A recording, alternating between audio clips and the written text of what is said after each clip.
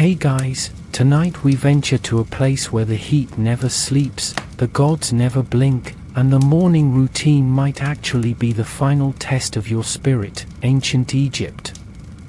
You're standing on the banks of the Nile, not as a tourist in comfy sandals and SPF 50, but as a full-fledged resident.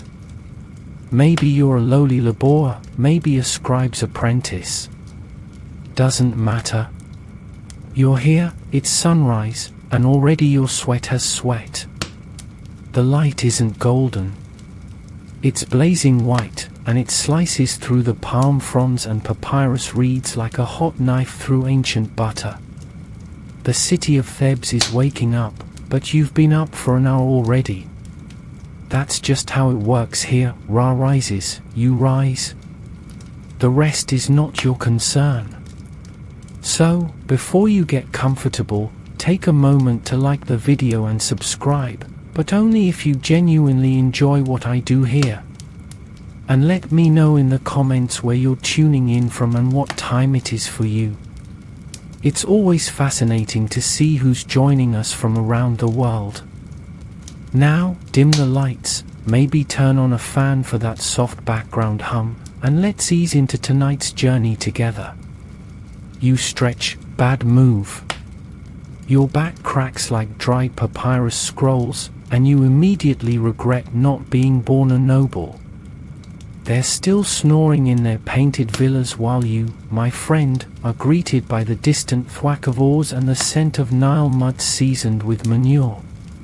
You shuffle out of your modest hut, walls made of mud brick, roof maybe reeds if you're lucky, or just stars if you're not, and you're immediately blinded by that aggressive, judgmental morning sun. No snooze button here. Just a flaming sky god whispering, "Get moving, peasant." Your neighbors are already bustling. Kids chase goats. A woman nearby is grinding grain, her arms dusted in flour and sunburn. Somewhere, someone's shouting about fish. And right next to you, a man just casually hurling a chamber pot's worth of ancient, morning businesses into a ditch. It's gonna be that kind of day. The air? Think oven set to roast, then add a splash of sweaty donkey and a dash of Nile funk. You try breathing through your nose, it's a mistake. The scent slaps you back into the Stone Age. Which, technically, you're not far from. Time for a wash. You hike to the nearest communal basin, where the water's been warmed all night by sheer moonlight and mosquitoes. What do you scrub with? Natron. That delightful chalky combo of baking soda and salt that leaves your skin squeaky clean and maybe one layer thinner. Your teeth ache just thinking about the texture. The idea of soap hasn't quite been invented yet, but you know what has? Ritual purification. That's right. This isn't just hygiene. It's spiritual upkeep. Skip it, and you risk making the gods side-eye you all day. And believe me, that's not just paranoia. Egyptians believed bodily funk offended deities, especially the ones with falcon heads and zero tolerance for pit stains. As you dry off, read, wave your arms around while the sun tries to incinerate you, you hear the morning chorus. Not birds. Not bells. Priests chanting at a nearby temple, their voices bouncing off limestone columns. You pause. Not out of devotion, but because you're trying to remember if you're supposed to bow, clap, or just not make eye contact with that ibis statue again. Last time, you swear it moved. You reach for your clothes. A fresh linen tunic. And by fresh, we mean something that was washed last week in river water and laid out next to a sunbathing crocodile. It's stiff, scratchy, and flaps like a haunted curtain when you walk. But hey, it's white, and white reflects the sun. Kind of. You cinch it with a belt made of rope and dignity, and then you look down at your feet. Or you would, if you could see them through the swirling dust. Sandals. If you're rich. You walk barefoot. Every step is a game of rock, hot pebble, or old goat tooth. It's fine. Builds character. Also, probably calluses the size of small pyramids. As you start your slow march toward whatever chaos the day holds, maybe hauling bricks, maybe dodging inspectors, you take a moment to envy the cat slinking across your path. It's clean. It's sacred. And it definitely hasn't been volunteered for a tax inspection. You pass a vendor selling yesterday's bread, hard as limestone and twice as tasty. Your stomach grumbles. Not from hunger, but from dread. Because the one thing worse than no food in ancient Egypt is food you can afford. But that's for later. For now, you squint at the rising sun, still low enough to blind you if you look directly at it, and you begin your day. Your cursed, sweaty, wildly unsupervised day. Historians still argue whether average citizens truly believed every inconvenience was divine punishment, or if that's just what the priests told them to keep things interesting. Either way, as you take your first steps toward the Nile, the heat tightens its grip, your stomach groans, and your sandals, if you had them, would already be smoking. And so it begins. The sun has risen. The gods are watching. And you, poor soul, have 14 hours to survive without being cursed, trampled, or fed a spoiled fig by a cheeky market boy. Welcome to Thebes. You're probably not gonna make it. You've barely survived sunrise, and already your body feels like it's being slow roasted on Ra's personal barbecue spit. Now comes the part no one warned you about, cleanliness. Not optional, not relaxing, and certainly not refreshing. In ancient Egypt, purification wasn't a luxury, it was practically a religion in itself. And if you think modern hygiene is fussy, try living in a society where bad body odor could literally get you accused of offending a crocodile god. First stop, the household basin. It's not glamorous. Just a chipped ceramic bowl filled with yesterday's river water, a dead bug or two swirling at the bottom, and a very real chance of catching something unpleasant. But you don't have the privilege of second thoughts. You splash the water on your face like a champion, gasping as the chill hits. You taste mud, algae, and, is that fish? Probably. Maybe. The real cleanser here is natron, basically ancient Egypt's version of soap mixed with exfoliating sandpaper. It's a mixture of salt and baking soda scraped straight from the desert's crusty corners. Good news, it's antibacterial. Bad news, it stings like betrayal. You rub it into your skin and immediately wonder if your ancestors held a grudge. And just when you think you're clean enough, your neighbor, a temple worker with the exact personality of a wet mop, reminds you that true purification includes your mouth. So yes, you gargle with natron water. You try not to gag. You fail. The taste is somewhere between burnt toast, ancient floor cleaner, and salty tears. Perfect. Clothing follows. And again, we use that term loosely.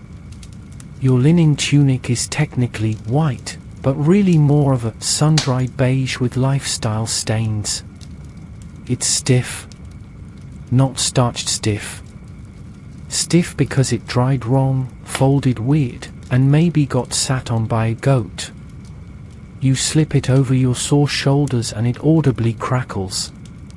Like firewood. Now for the fun part, deodorant. Ancient Egyptians weren't savages, they had options.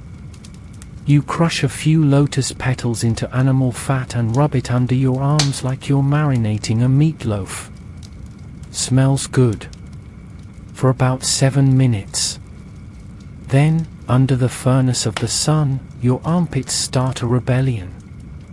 You try not to think about it. Everyone else stinks too. It's a shared trauma. Toileting. Ah, yes. You're not getting out of this one either. The household latrine is either a clay pot in the corner or a short walk to the neighborhood pit, aka a brick-lined hole buzzing with flies, scented like a cursed tomb. You do what you must and try to breathe through your mouth. Which, of course, makes it worse. Still, you have to admit, despite the smells, the natron rash, and the sound of someone vomiting nearby, there's something satisfying about starting the day fully scrubbed and spiritually reset. Maybe it's the placebo effect. Or maybe it's just that you're too tired to argue with your own reflection in the copper mirror anymore. And now, your daily visit to the gods. You approach the nearest shrine, modest, but sacred. The statue inside has the head of a bird, the body of a man, and the judging gaze of your worst high school teacher. You kneel. You offer a few dried figures. You say the prayer you've said every morning since you could talk, hoping the god of fresh water isn't in a spiteful mood today. Historians still argue whether these daily purification rituals were driven by deep faith or intense social pressure. You think, as you finish the chant and give the statue one last wary nod. Either way, you're committed now. You have natron between your toes and fig juice on your hands. This is your truth. Outside, the city groans awake. Markets are opening. Baskets are being carried.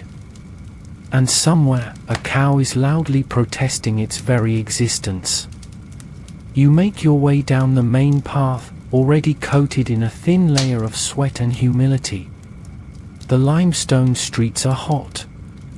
Not warm, lava hot. Your souls begin to regret every step, but there's no turning back. You pass another man hauling 2 jugs of beer, his tunic flapping and his expression that of someone who lost a bet with life. You exchange a nod, the international sign for, yeah, this day already sucks. And just like that, you've made it. Through the wash, the deodorizing, the praying, and the march. The hardest part is behind you. Just kidding. That was the warm-up. So your skin's scrubbed raw, your tunic's clinging in all the wrong places, and your feet feel like they've been slow-baked on a granite grill. Time to head into the city proper. First challenge, footwear. Or, more specifically, the lack thereof. Unless you're wealthy or unusually lucky, you don't have sandals. The average Egyptian goes barefoot most of the time, even when the ground could fry a tilapia in under 2 minutes. You start your walk and instantly regret every decision that led you to this moment. The stones are hot. Not warm. Not toasty. Hot like the gods themselves poured divine annoyance into the earth just to mess with your morning. Each step is a game of pain roulette. You step on sand? Fine. You step on pebbles? Less fine. You step on something squishy and organic? Don't look, don't ask. You limp past a pile of goat droppings that seem to multiply the longer you stare. Even the shadowed parts of the path are no relief. They're where sharp reeds, broken pots, or sleeping dogs lurk. And not the cute kind. These dogs are ancient, angry, and possibly retired from their mummification careers. And then, as you're hopping from shaded doorway to shaded doorway, you pass a sandal vendor. Oh, he sees you. You with your blistering soles and your eyes full of longing. He smiles with all the glee of someone who knows his product is absurdly priced. 2 pairs of basic reed sandals sit on a woven mat. They look like they were made by a bored 7-year-old with access to glue and rage. How much, you ask? More than you have, he replies cheerfully, then turns back to carving what might be a sandal or a bird trap. Hard to tell. You trudge on, mentally drafting hate mail to Ra. Eventually, you find relief in the form of a shaded colonnade. Stone columns rise on either side like sleeping giants, and the floor is mercifully cool. You slide into the shadows and practically moan as the heat lifts from your shoulders. A woman walks by balancing a basket of onions on her head like it's nothing. She gives you a look, equal parts pity and judgment, as your toes twitch in ecstasy on the cool stone. Now, a word about footwear for those who did have it. Sandals in ancient Egypt weren't all created equal. The rich had leather ones, sometimes decorated with gold or even inscribed with enemies' names so they could literally walk all over them. The poor got papyrus versions that lasted about as long as a sneeze during a plague ritual. Historians still argue whether sandals were common enough among working people or reserved mostly for ceremonial use. What's clear, though, is that barefoot walking wasn't a choice. It was your destiny. Your blistered, sunburned, splinter-prone destiny. As you continue your journey toward the market, or temple, or brick quarry, depending on how the gods have cursed you today, you pass a man limping worse than you. His heel is raw, red, and angry. Cursed cobblestone, he mutters. Jumped out at me. You nod solemnly. Happens to the best of us. You try walking on the side of your foot. Then the balls of your feet. Then tiptoeing. Eventually, you're doing a sad little dance that would confuse modern passers-by but earns a sympathetic nod from a nearby camel. And just when you think you're adjusting, you step into a patch of sun-warmed mud. It squelches between your toes, cold and sticky. For a brief, beautiful moment, it's blissful.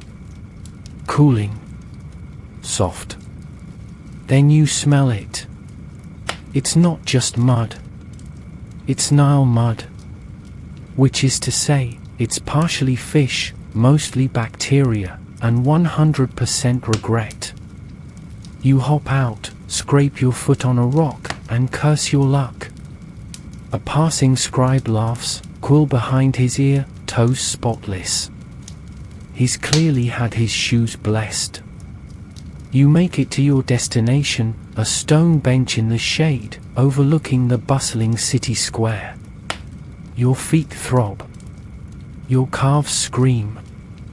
Your knees are negotiating terms of surrender. But you sit. You exhale. And for a minute, you exist in stillness.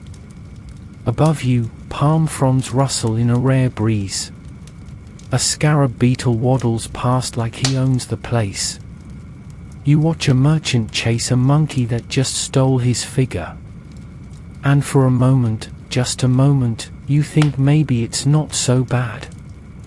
Then you stand up, and your left foot has turned into a crampy, throbbing brick of pain and trauma. You stagger forward, muttering a prayer to Uther and vowing to rob a noble for their sandals first chance you get. Walking in ancient Egypt, beautiful, painful, and likely to end in a podiatric emergency.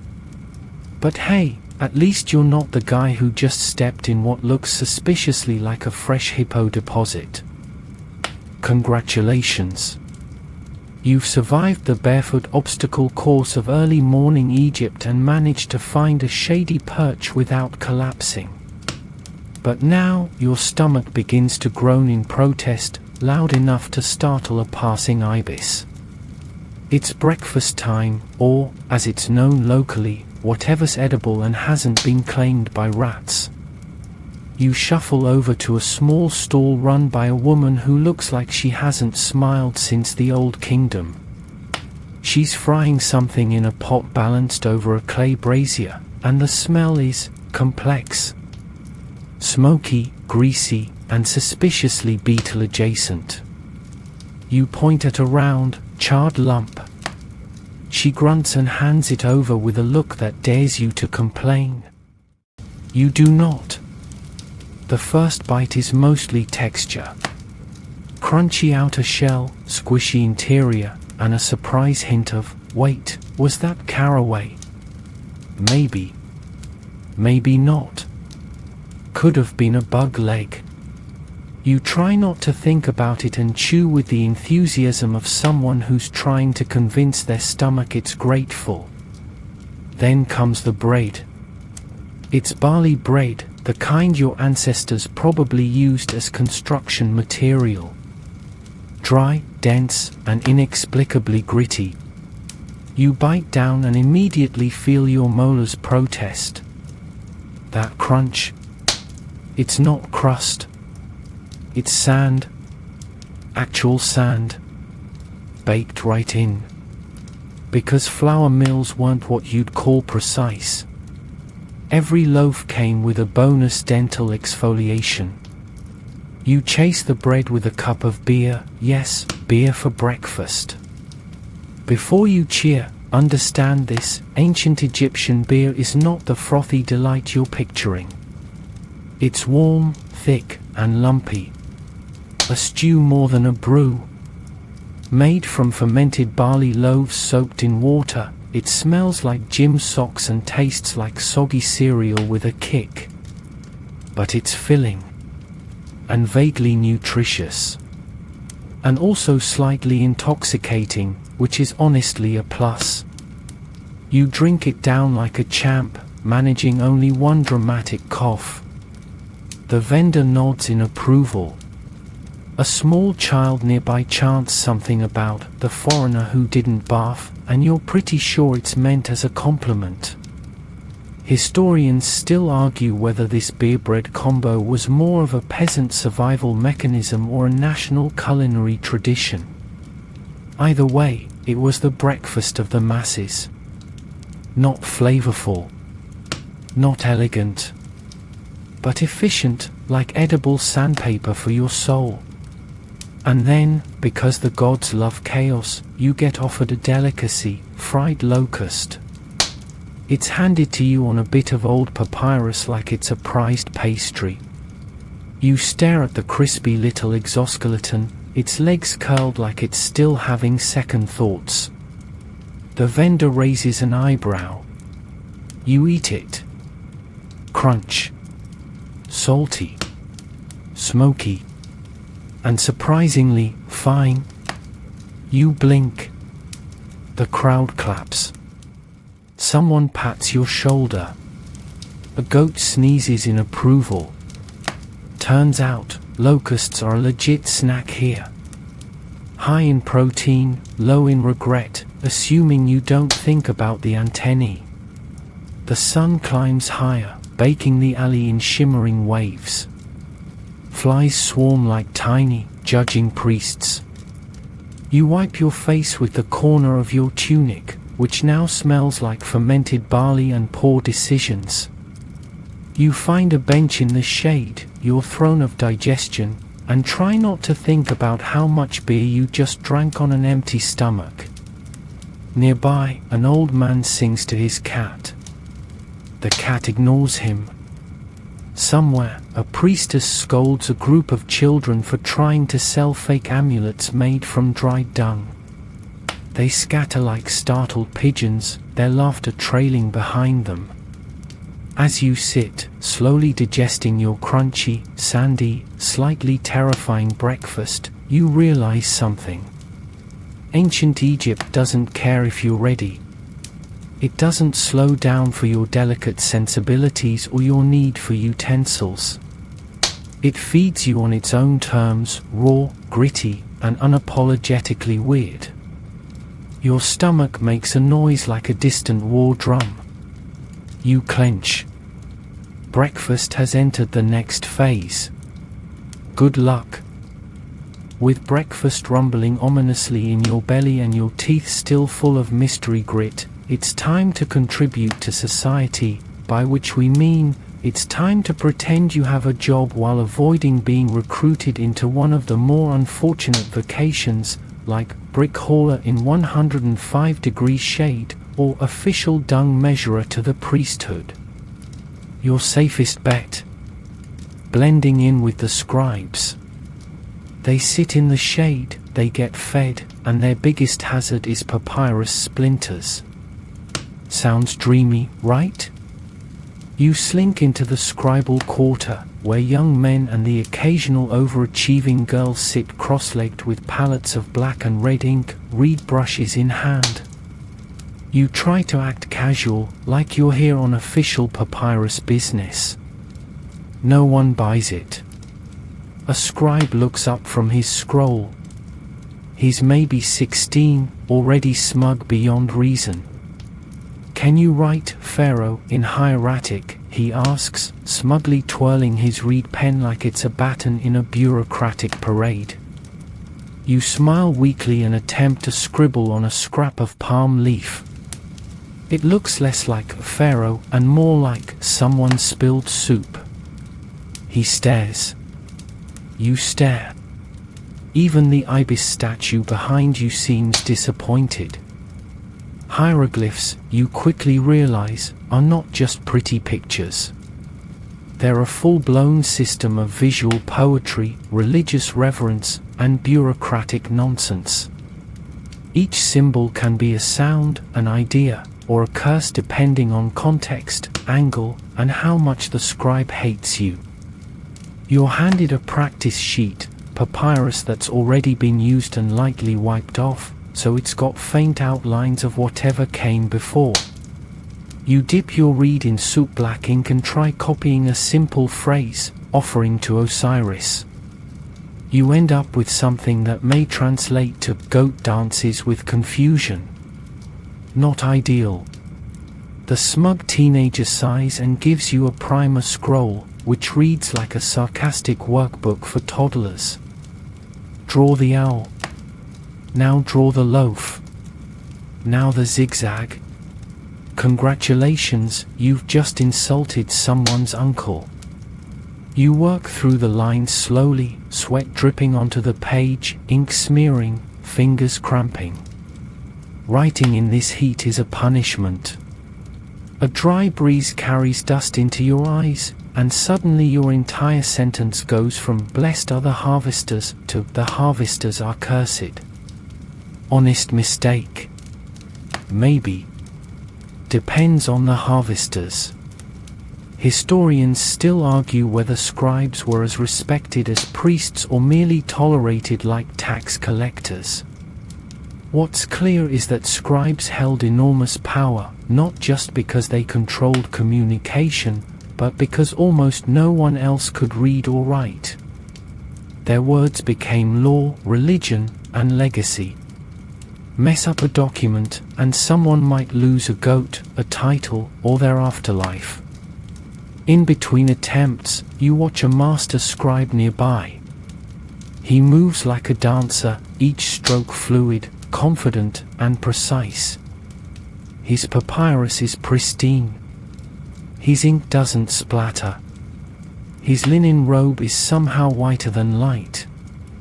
He's either incredibly skilled or blessed by Thoth himself. Meanwhile, your hand cramps so hard you drop the reed. It rolls into a puddle of something that smells like fermented onion and spiritual despair. A supervising priest strolls by, peeks at your work, and mutters something that sounds suspiciously like, "Well, at least it's biodegradable." Scribal life, it turns out, is not the lazy dream you imagined. It's tedious, hot, and full of existential peril. Write the wrong god's name without the proper honorifics, and you might doom someone to 1,000 years of foot blisters in the field of reeds. To lighten the mood, the smug scribe hands you a joke scroll, literally, an old copybook full of ribald ancient humor. One reads, "Why did the priest refuse the bread? Because it came with a side of curses." You chuckle. Or maybe you just wheeze. Hard to tell now. Eventually, you're told to take a break. Not because you've earned it, but because someone needs the space where you're sitting to dry their papyrus. You limp away, your knees creaking, your ink-stained fingers trembling, and your soul questioning the permanence of language. Behind you, the scribe smirks and calls, "Next time, try drawing the dung beetle. You can't mess that up." He's wrong. You definitely can. So you've botched the scribal audition, bruised your ego with hieratic hieroglyphs, and now your knees crack like pottery each time you stand. What's next on the agenda of your humiliating ancient Egyptian morning? Fashion. That's right, time to wrangle yourself into your linen tunic like you're wrestling a mildly haunted shower curtain. Let's talk about linen. In theory, it's a dream fabric, light, breathable, a gift from the flax gods. In reality, it's been washed in Nile water, sun-dried over a basket of garlic, and ironed with nothing but time and disdain. Yours was probably passed down through several generations of cousins, and feels like it's plotting against you. You slip the tunic over your head. Well, slip is generous. It's more of a tug, twist, shimmy, and finally a surrender to fate. The neck hole is too tight, the armhole's too loose, and the hem lands somewhere between scandalous and orthopedic. You cinch it with a rope belt that might have once been used to tether goats. Now for the finishing touches. Jewelry? Sure, if you can afford it. Most people wear amulets, small stone or faience trinkets shaped like scarabs, ankhs, or the Eye of Horus. Yours is chipped, probably fake, and vaguely resembles a lopsided beetle. You wear it anyway. It's said to protect against curses and stubbed toes. You'll take all the help you can get. Cosmetics come next. Yes, even for you. In Egypt, eyeliner isn't vanity, it's survival. The kohl protects against sun glare and the all-seeing judgment of the gods. You dip a tiny wooden stick into a pot of black paste made from ground galena and, with trembling hands, attempt to line your eyes. First stroke, too low. Second, too high. By the end, you look less regal scribe and more panda who saw something traumatic. And don't forget the perfume cone. Not the romantic kind you dab behind your ears. No, these are literal wax cones you place on top of your head. They melt in the sun, slowly releasing lotus-scented oil down your scalp and neck like a gentle waterfall of questionable hygiene. You press one onto your head and instantly feel it sliding sideways. It's fine. It's all fine. Ancient Egyptian elegance, baby. Historians still argue whether these cones were everyday wear or reserved for special events. Some think they were symbolic, depicted in art but not reality. Others believe they were real, waxy, and as messy as your current situation. You glance around and see a noblewoman stroll past in pristine white linen, layers of gold, and a posture that screams, "I haven't sweated since infancy." Her hair is braided, probably a wig, and adorned with beads. Her sandals sparkle. Her servants sparkle. Her donkey sparkles. You suddenly remember what class warfare smells like, its lotus and crushed dreams. But you press on.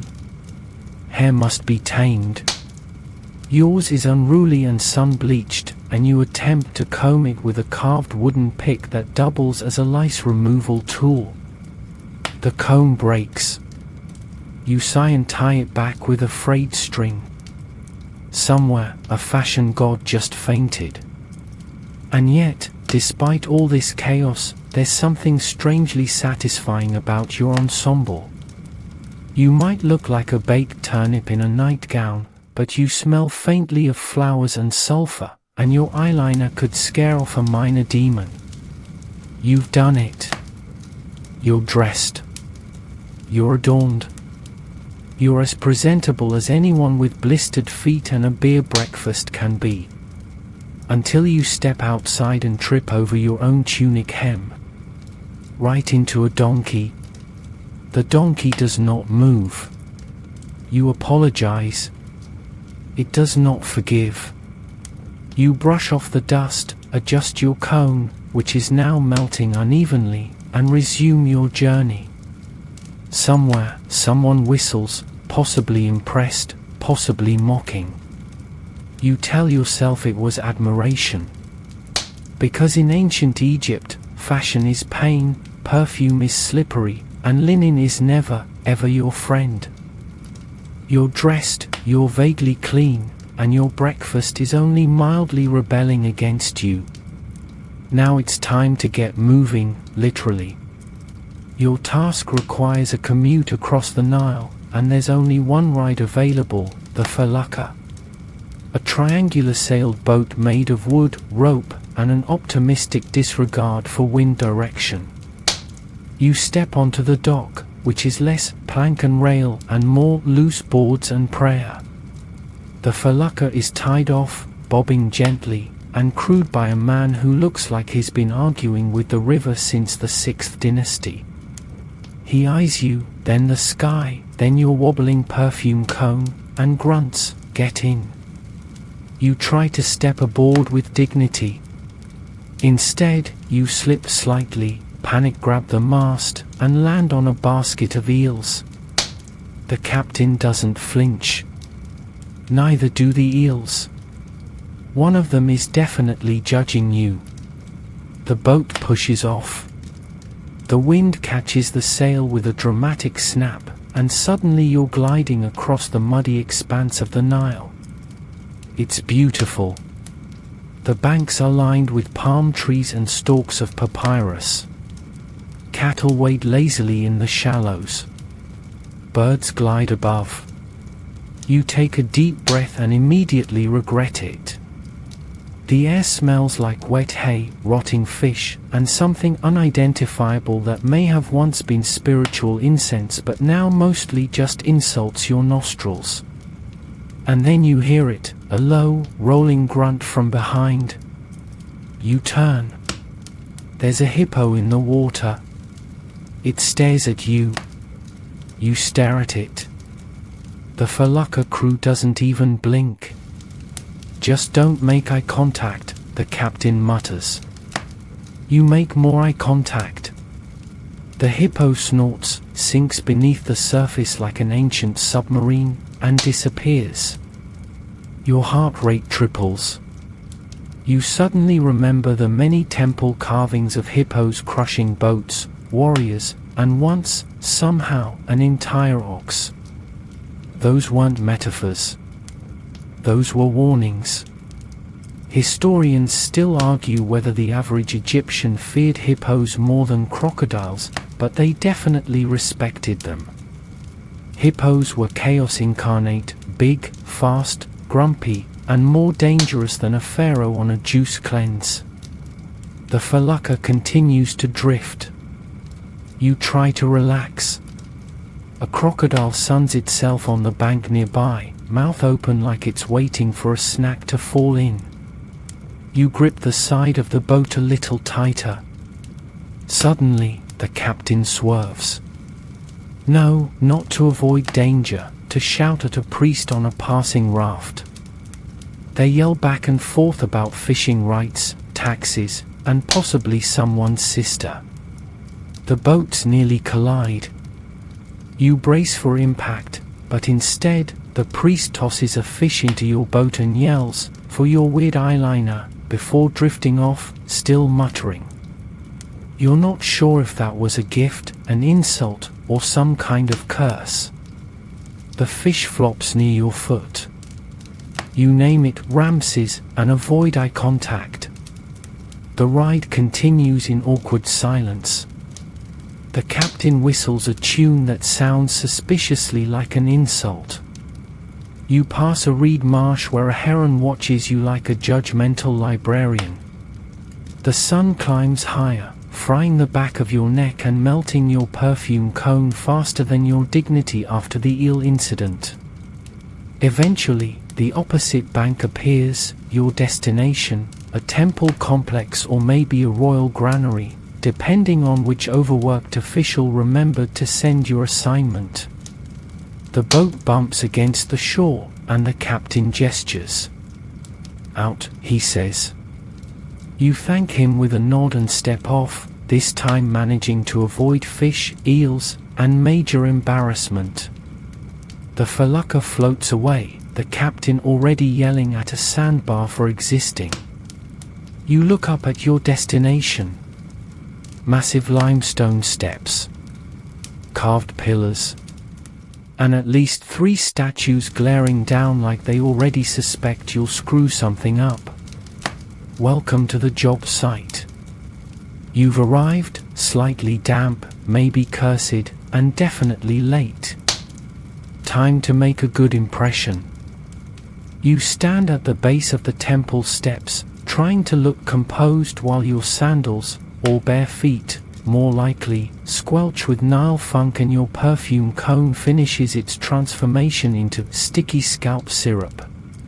The stone pillars rise ahead of you, tall and decorated with hieroglyphs so intricate, they might as well be whispering curses.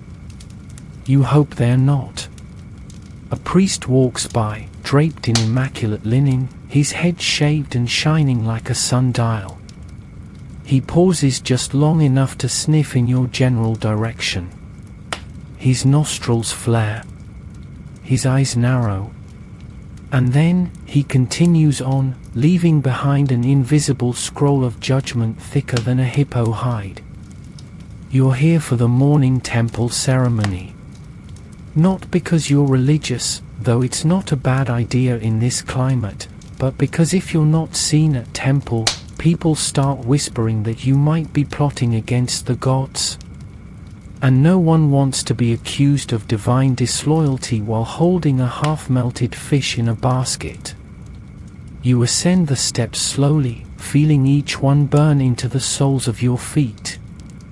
The sandstone radiates heat like an angry deity. You pass between 2 colossal statues of Horus, falcon-headed, muscular, and looking like they haven't blinked since the pyramids were still prototypes. Inside, the air changes.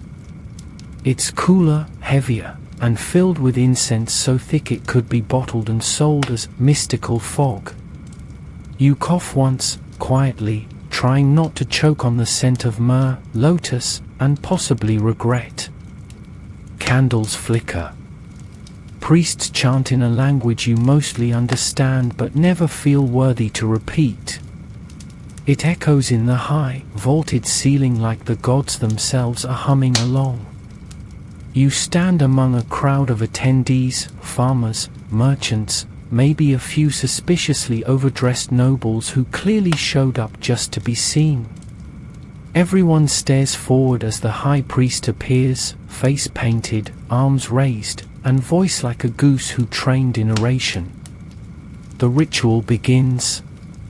Offerings are brought forward, bread, fruit, a goose that looks like it's strongly considering biting someone, and incense that's already halfway to a fire hazard. The priest sprinkles water over the altar, muttering prayers.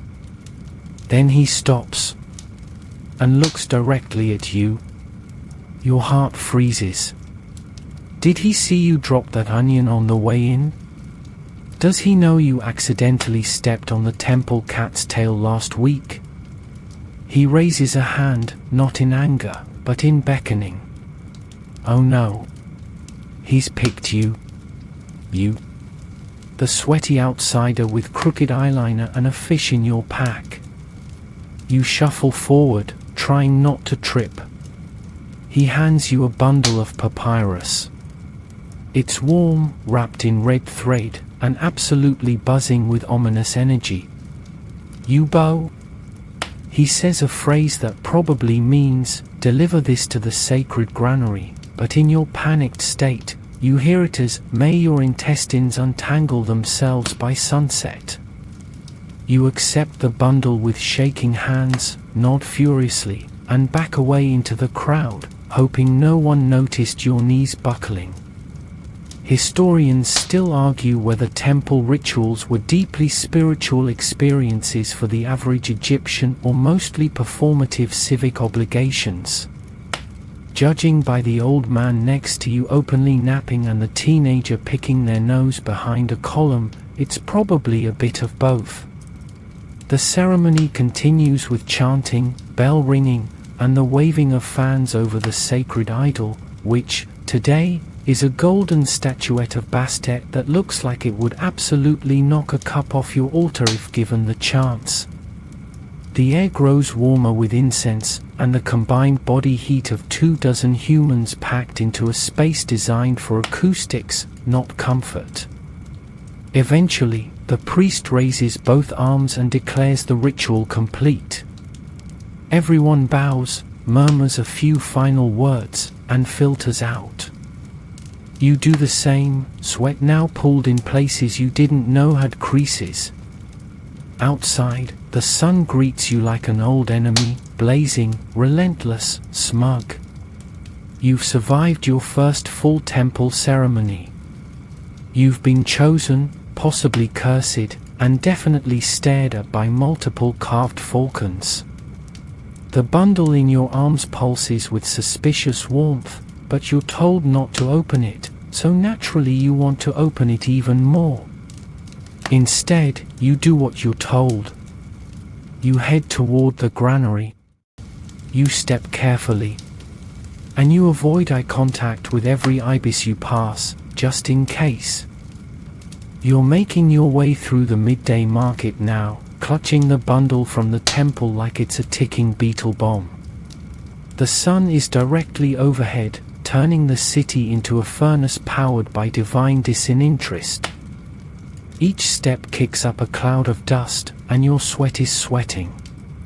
But worse than the heat, the crowds. Welcome to the heart of Thebes' economic chaos, where noise, smell, and swindling combine into one sensory ambush. You duck under a canopy of woven reed mats, the only thing standing between you and full cranial broiling. The shade helps. Slightly. Mostly it just turns the sun from rage to mild aggression. To your left, a date vendor yelling about his nectar-soft fruit, which are definitely more rock crunchy on closer inspection. To your right, a man selling clay amulets, each shaped like a god and all, he claims, infused with holy blessing. You pick one up. It smells like goat and fraud. As you squeeze past a cluster of noisy fishmongers, a child darts out and slaps the bundle in your arms. You nearly drop it. The boy laughs and vanishes. You check the parcel, still intact, still warm, still humming with that unsettling, might contain a ghost vibe. Suddenly, a goat barrels out from behind a stall. Not walks. Not trots. Barrels. Head low, eyes wild, and an expression like it's late for Judgment Day. You sidestep like a drunken ibis, nearly tripping over a basket of onions, and find yourself face to face with a woman selling genuine crocodile teeth charms. You don't ask where the teeth came from.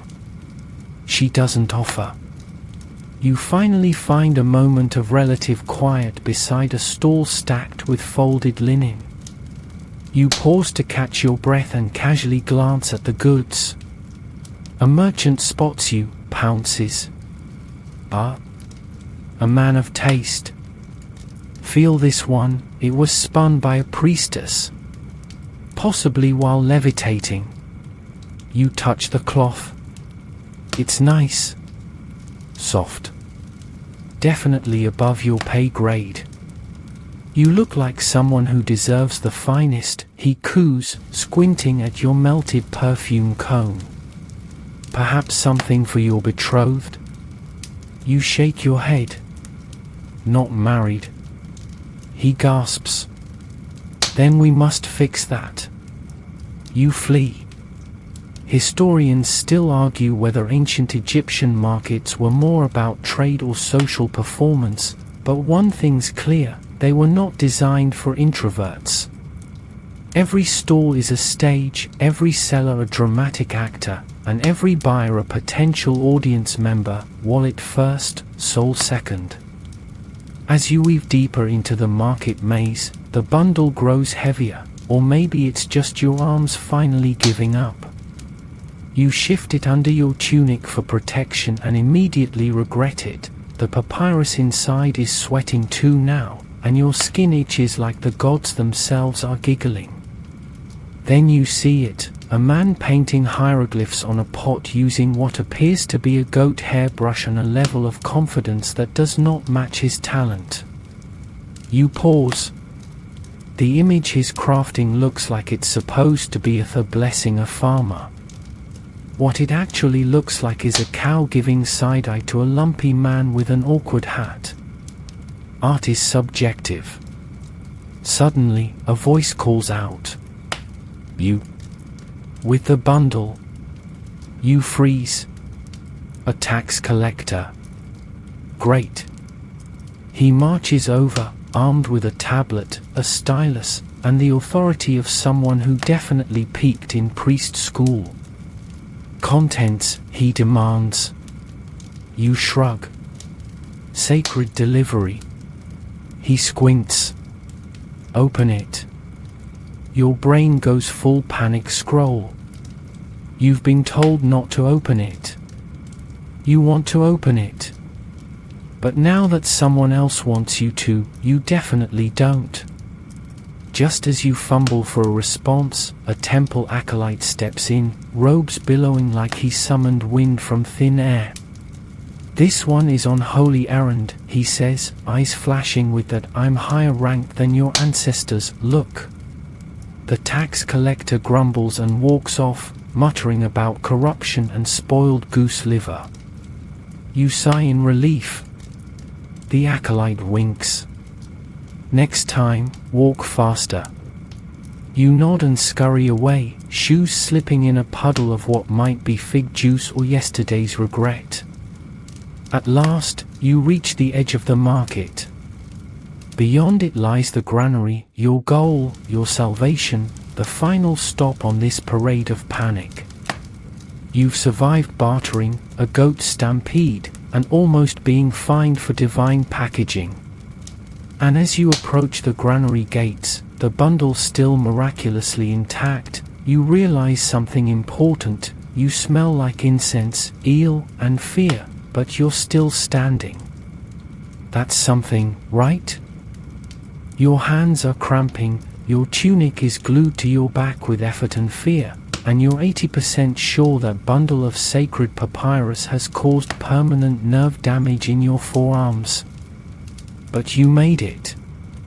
The granary looms before you, an imposing structure of stone and sun-dried brick, with a wooden gate guarded by two men who look like they've personally wrestled jackals for fun. You present the bundle like it's a peace offering to a very fickle god. One guard takes it, sniffs it, for reasons you'd rather not examine, and disappears inside with a grunt. The other nods at you with the solemn authority of someone who just watched a man nearly soil himself over parchment. You smile. He does not. Job done, you breathe the deep, grateful sigh of someone who survived an entire task in ancient Egypt without being cursed, bitten, or conscripted into pyramid duty. That sigh is cut short, however, by the sound of approaching footsteps and the sudden awareness of a problem you'd forgotten about: your hair. Or rather, the mess currently on top of your head that was once styled with a bronze comb, a wax comb, and about 10 minutes of false confidence. You duck behind a corner and catch your reflection in a polished copper shield leaning against a grain sack. It's worse than you feared. Your hair's gone rogue, the wax from your perfume cone has melted unevenly, forming something between a greasy mullet and a lopsided horn. There's a beetle stuck near your ear. Maybe two. Time for a visit to the barber. Ancient Egyptian barbers are a special breed. Part stylist, part therapist, part amateur priest. You find one in a narrow stall wedged between a sandal repair shop and a stand selling dried fish that have definitely seen better centuries. He looks up, squints at you, and gestures to the stool like a pharaoh summoning a servant. You sit. He examines your head like a scholar unwrapping a scroll labeled "How Not to Exist." You sleep upside down, he asks. You don't answer. He doesn't need one. He dips his fingers into a bowl of beeswax, warming it with his hands. Then comes the bronze razor, a flat, dull blade that gleams ominously in the sun. You gulp. He notices. Relax, he says, I only cut hair, not ears. Usually. The shave begins. The razor scrapes across your scalp with all the grace of a sandstorm. You wince. He clucks his tongue. You foreigners are soft, he mutters, wiping the blade on a rag that might once have been part of a noble's tunic. Hair too thin. Scalp too twitchy. You consider responding, but your tongue is currently busy swallowing your panic. He works quickly, efficiently. As he moves, he hums a tune that sounds suspiciously like a funeral chant. Bits of hair fall to the ground like ancient secrets. Wax is reapplied. Scalp is massaged. Prayers might be whispered.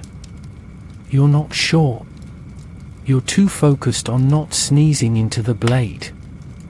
Historians still argue whether barbers in ancient Egypt were just tradesmen or something closer to ritualists. Many worked closely with priests, especially in temples where cleanliness was next to godliness, literally. Hair removal wasn't about vanity. It was about purity. Lice, after all, were considered the unholy freeloaders of daily life. Bald was not just beautiful. It was blessed. After 20 minutes of scraping, shaping, and spiritual judgment, the barber steps back. There, he says. You're passable again. You look into the copper shield. He's not wrong. Your head now gleams with an even sheen, your eyebrows are still intact, bless the gods, and the wax cone has been replaced with something more symmetrical. You still look mildly terrified, but that's more of a personality trait than a grooming issue. You hand over a few debents, copper weights, one of which smells like onion, and the barber pockets them without a word. Then, just as you rise to leave, he presses a tiny satchel into your palm. For protection, he says. You open it to find a dried frog leg and a tiny clay bead. You nod solemnly and tuck it into your sash. Because at this point, why not? You walk away freshly shaved, spiritually realigned, and vaguely amphibious. Your scalp tingles in the sun, your nerves hum like a harp out of tune, and you feel lighter. At least until the next person mistakes you for a eunuch, which is more common than you'd like. But that's a problem for future you. Right now, you've got smooth skin, a sacred frog charm, and one less beetle-riding shotgun in your hair. That's what passes for a win in ancient Egypt. Newly bald and freshly waxed, you stroll the sun-drenched streets of Thebes with the faint illusion of confidence. Your scalp reflects sunlight like a polished gemstone, and your frog charm bounces lightly against your hip. You're feeling almost serene until the flies arrive. They come in slow at first. Just 1 or 2 orbiting like curious planets. Then 3. Then 7. Then it's full-on invasion. You are now the designated landing pad for every insect with a grievance in a 10-cubit radius. Your waxy head is apparently the hottest new dining spot in town. You swat. They dodge. You duck. They regroup. One lands right in the middle of your forehead and stares at you like it's judging your last 3 life choices. You swipe too late. It's already told its friends. And just as you round a corner into a side street, bam! A funeral procession. It's not solemn. It's kind of festive. Loud drumming, reed flutes, people wailing with the enthusiasm of stage performers, and professional mourners shrieking dramatically as they toss sand on themselves. You're not even sure who's dead, but it's clear they had good taste in theatrics. The corpse is carried in a lavish cart, decked in amulets, with 2 cats sitting regally near the head. The cats look smug, like they understand they're the only ones actually being worshipped here. You're momentarily swept up in the crowd, mourners, musicians, and at least one man with a bird on his shoulder chanting something about Judgment Day. As the group surges forward, you're pulled along, your attempt to exit swallowed in the tide of well-meaning chaos. Someone hands you a palm fan and nods. You nod back. You are now part of the funeral crew. Welcome. Historians still argue whether these processions were more religious duty or social theatre, but what's clear is that funerals in ancient Egypt were anything but quiet. The dead were honored with noise, flair, and enough incense to stun a buffalo. Suddenly, a priest begins to sing. His voice, nasal and ancient, cuts through the crowd like a falcon through fog. It's beautiful in a haunted sarcophagus kind of way. He waves a censer filled with burning resin, and the smoke billows into your face, coating your sinuses with a scent that can only be described as holy migraine. Behind you, someone shouts about the arrival of the embalmer. You turn and behold a man dressed in jackal-headed regalia, representing Anubis, god of the dead, who walks slowly, arms outstretched, face covered by a mask that makes your spine twitch. Is he in character? Is he just intense? You're not sure. But you're definitely not making eye contact. The procession veers toward the river. You sneak away just before you're volunteered to carry ceremonial goose feathers. You need air. You need space. You need to escape this grief rave before it turns into a burial flash mob. You duck into a shaded alley where a group of children are drawing in the dirt with sticks. One draws what looks like the ibis god Thoth dancing with a donkey. Another child laughs so hard they fall over, raising a cloud of dust that immediately clings to your sweaty skin like judgment. You make your way to the edge of the workers' quarter, where small workshops line the dusty streets. Here, craftsmen are pounding bronze into tools, shaping clay into jugs, and grinding malachite into green powder used for cosmetics. It's noisy, dusty, and smells faintly of ambition and crushed garlic. One man waves at you. "Want to dance with the flies?" he says, holding up a giant leaf fan. You decline politely, swat another fly from your face, and keep walking. But it's no use. They're everywhere. You are officially the morning buffet for the ban insects. Your shiny scalp, your lingering beer sweat, your tragic perfume, all of it has combined into a beacon for the insect population.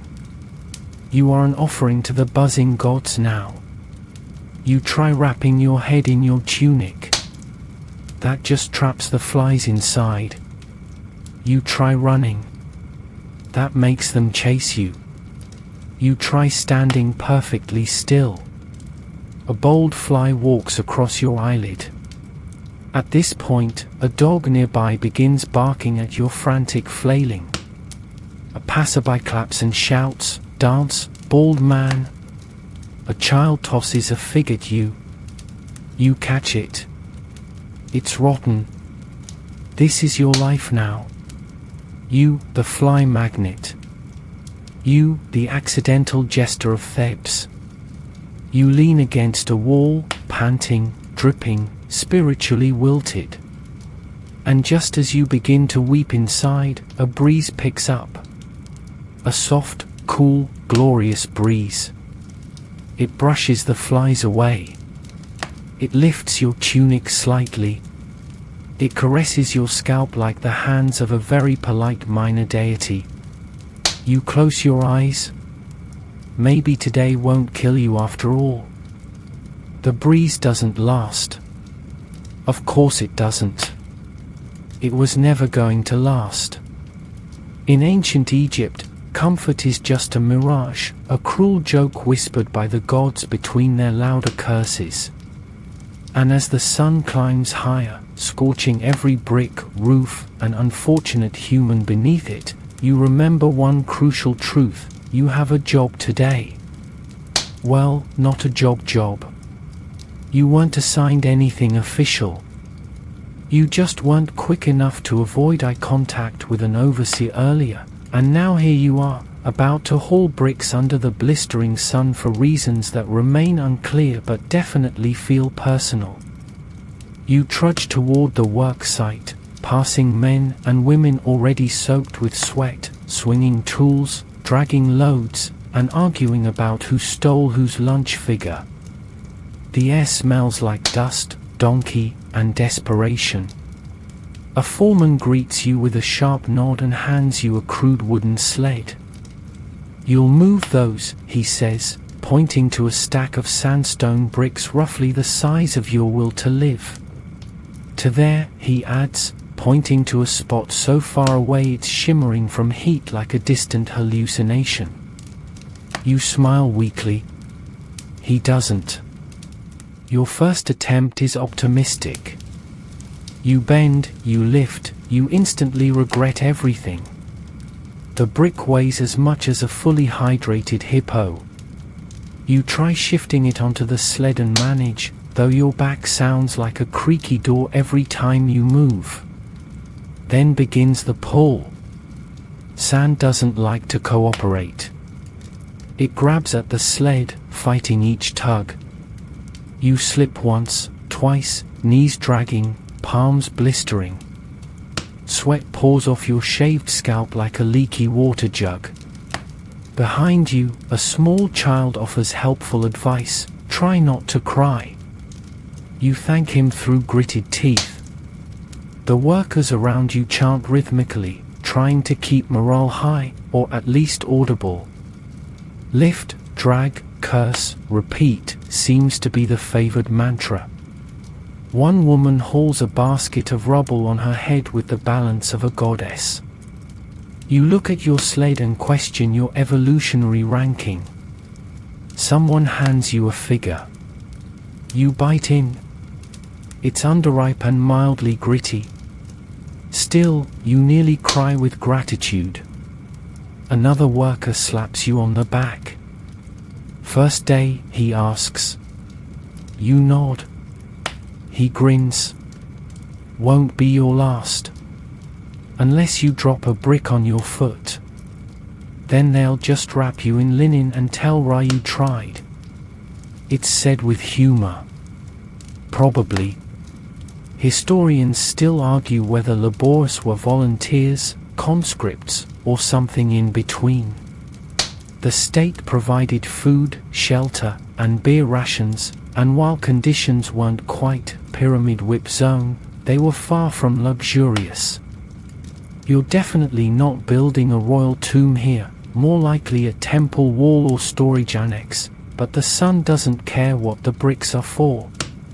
It just wants to watch you melt. At one point, a man collapses nearby. The workers quickly form a shade barrier while someone fetches water.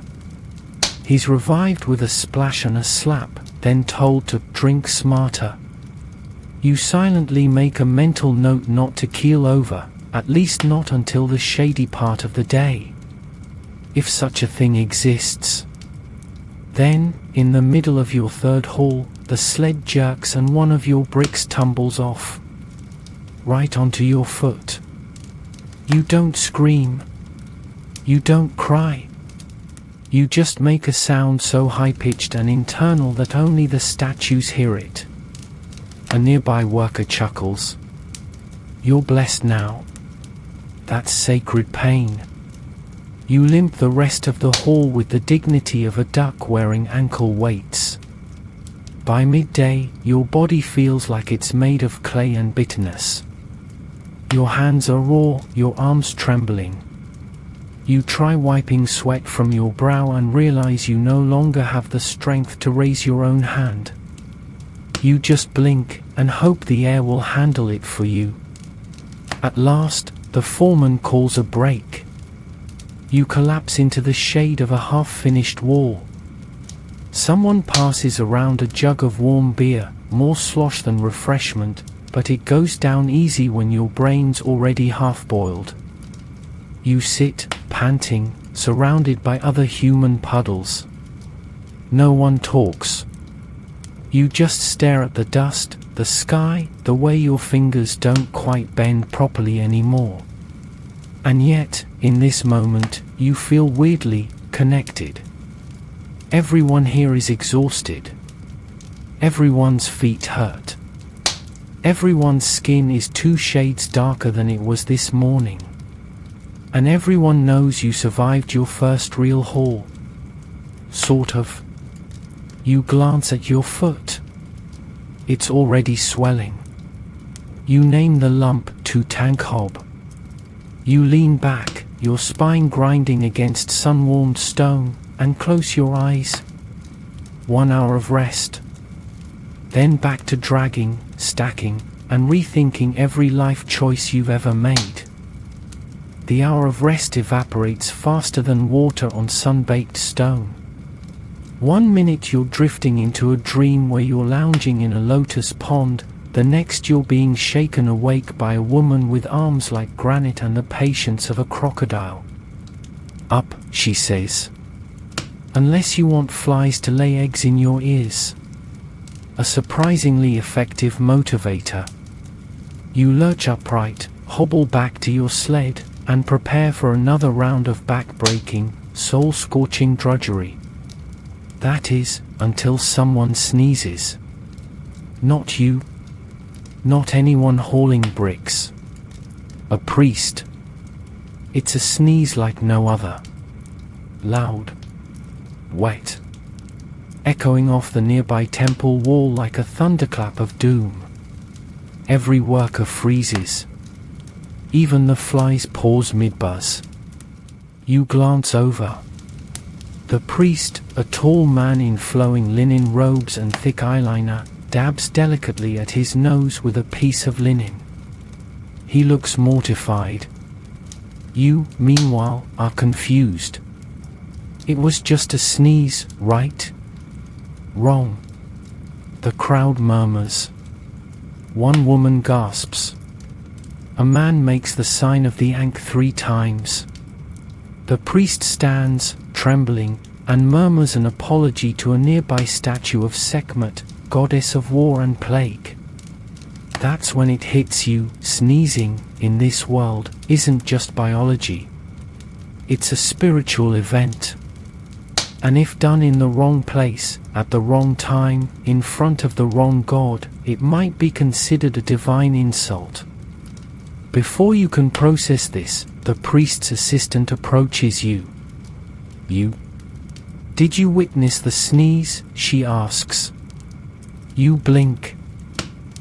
Yes." She gasps. "Then you too are unclean." "Oh no." And just like that, you're led, very publicly, away from your brick sled, across the dusty yard, and into a side chamber of the temple for ritual purification. Because in ancient Egypt, sneezing isn't just a moment of nasal rebellion. It's a spiritual faux pas that requires urgent cleansing. You're stripped of your tunic. Again. And doused in cold water mixed with herbs, natron, and what smells suspiciously like fermented onion. A priest recites a cleansing incantation, while another flicks you with a bundle of palm fronds. You sneeze. The room gasps. Someone drops a ceramic cup. "Sorry," you whisper, voice cracking under the weight of unintentional blasphemy. They repeat the ritual. Twice. One priest makes a note on a wax tablet: "Foreigners, sneeze prone. Extra blessings needed." You are handed a fresh, reed, less dirty, tunic, reperfumed with cedar oil, and sent to a small courtyard to dry in the sun like a washed carpet. There, you sit in silence, surrounded by others, sneeze offenders, ritual sneeze witnesses, and one man who got caught yawning during a falcon blessing. You're a support group now. Historians still argue whether these purity rituals were strictly followed or mostly symbolic. But when a society believes the line between divine favor and cosmic plague is tissue thin, you learn quickly not to test boundaries. Once dry and spiritually neutral, you're released back into the wild. You limp past your abandoned sled, which someone else has claimed. You wave goodbye to Tankhob, your toe bump. It twitches in reply. You pass by the site's foreman, who snorts. "Bless you," he mutters sarcastically, and the workers nearby chuckle. You manage a crooked grin, because you're too tired to be offended. Back on the street, you try to make yourself invisible. You've already drawn too much attention for one morning. Unfortunately, your shiny scalp and limp make you stand out like a painted cow in a funeral procession. As you shuffle toward the communal bread oven, because by Ra, you've earned lunch, you hear whispering behind you. Two temple workers, one pointing. "That's him," she says. "The sneeze witness." You pick up the pace. You pass a cat. It hisses. You pass a statue. You swear it winks. You finally reach the bread stand and lean heavily on the counter. The vendor squints at you, recognizes your face, and wordlessly hands you a burnt corner piece. Pity bread. The best kind. You chew slowly, savoring the crunch of ancient grain and minor shame. Because in this land of gods and symbols, even a sneeze can unravel your day. And you, my friend, have been thoroughly unraveled. You shuffle away from the bread stand, chewing your burnt corner of pity loaf, feeling every inch the disgraced sneeze witness you now are. It's dry, hard, and has the subtle texture of a sun-bleached tile. But hunger trumps dignity, so you chew through the crunch and try not to think about the fact that most of your molars are probably now rounded pebbles. You wash it down with a ladle of beer handed to you by a kindly old woman who sells what she proudly calls breakfast brew. You take a sip. Immediately, your stomach starts composing a song of protest in 5 acts. This beer isn't the semi-nutritious, earthy stuff from this morning. No, this is stronger. Sour, foamy, and full of what may or may not be barley chunks. It gurgles into your gut with all the subtlety of a hippo cannonball. The woman pats your back with motherly force. That'll clean you out, she chuckles. You smile weakly, eyes watering. You find a shady wall and slump against it, trying to will your internal organs into peaceful coexistence. Around you, others are doing the same: temple assistants, delivery runners, a man who appears to be asleep on a bundle of onions. One woman is singing softly to her lunch figure. No judgment. The grumble intensifies. Your intestines have entered what scholars might call a disagreement. You rise with the posture of a haunted statue and begin the urgent search for a latrine. You spot a modest clay sign carved with the unmistakable hieroglyphs for relief and "please don't miss." You follow it, and immediately regret every footstep. The public latrine is a situation. It's a stone-lined pit surrounded by low mud brick walls, about as private as a camel's sneeze. A reed curtain flaps lazily in the breeze, failing to hide the fact that at least 3 people are already queued up and one guy is trying to negotiate a turn with a basket of dates. You wait your turn, trying to breathe only through your mouth and think of anything else. Anything. You remember the soothing breeze earlier. You recall that one time the barber didn't nick your ear. You even try focusing on the smell of lotus blossoms from the temple, until your foot slips in a suspicious puddle and all pleasant thoughts evacuate like your breakfast beer is about to. Your moment comes. You step inside. It's functional. There's a ceramic seat, a woven basket of used cloth strips, and an unfortunate number of flies who clearly think this is their temple. You do what must be done. You don't ask what's in the corner. You make eye contact with nothing. And as you sit, knees pressed to your chest, sandals dangling in existential despair, a wave of gratitude crashes over you. This isn't comfort. But it's something. A pause. A break in the divine roasting that is your morning. Historians still argue whether ancient Egyptian public latrines were truly public in the communal sense, or more semi-private arrangements managed by neighborhoods. Regardless, they weren't luxury spots. They were practical, shared, and serviced by individuals who deserve historical sainthood. You exit cleaner, lighter, and carrying the weight of 1,000 unspeakable memories.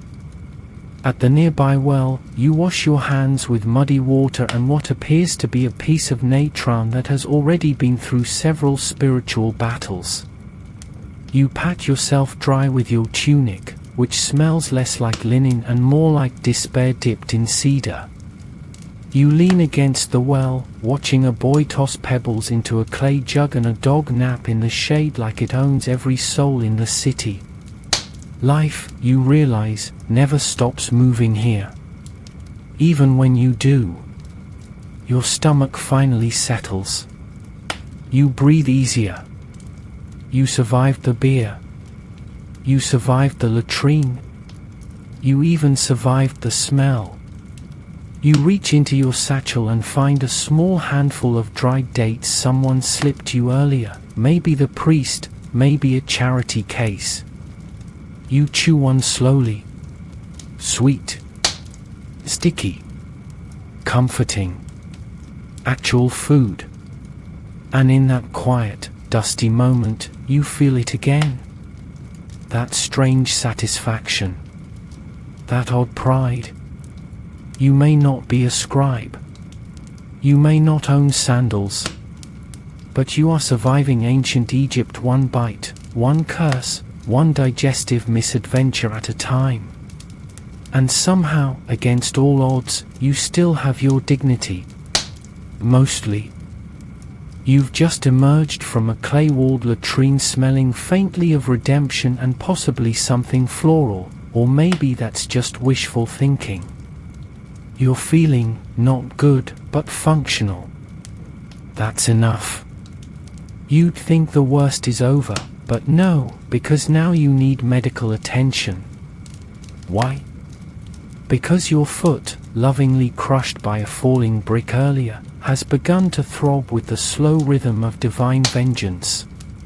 The swelling has advanced to the point where tranquil, your affectionate nickname for the bump, might qualify as a full citizen. And so, you limp toward the healer's quarters with the resigned air of someone who knows he's about to get treated with equal parts wisdom and superstition. The healer's home is part clinic, part shrine, part herbalist shop, and part slightly terrifying mystery hut. Hanging bundles of herbs drip oils from the eaves, and inside, it smells like someone tried to pickle a spice rack. You duck beneath a curtain of old papyrus scrolls and stand blinking in the incense-heavy gloom. "Problem?" asks a voice from the shadows. A woman appears, middle-aged, robed in layers of linen dyed with turmeric and soot. She has the look of someone who's cured both coughs and curses with equal flair. You hold up your foot. She squints. "Brick." You nod. Of course it was. She gestures to a mat. You sit. The mat creaks. So does your spine. Without a word, she begins. First, she examines your injury like a jeweler inspecting a suspicious gem. Then she pokes it. Gently at first. Then less gently. You yelp. "That's good," she says. "Means it's not cursed." She reaches for a pot. Inside, honey, mold, and something suspiciously green. You eye it like it's about to bite you. She smears a generous gob onto your swelling. It's warm. Too warm. It sizzles slightly. It draws out the heat, she explains.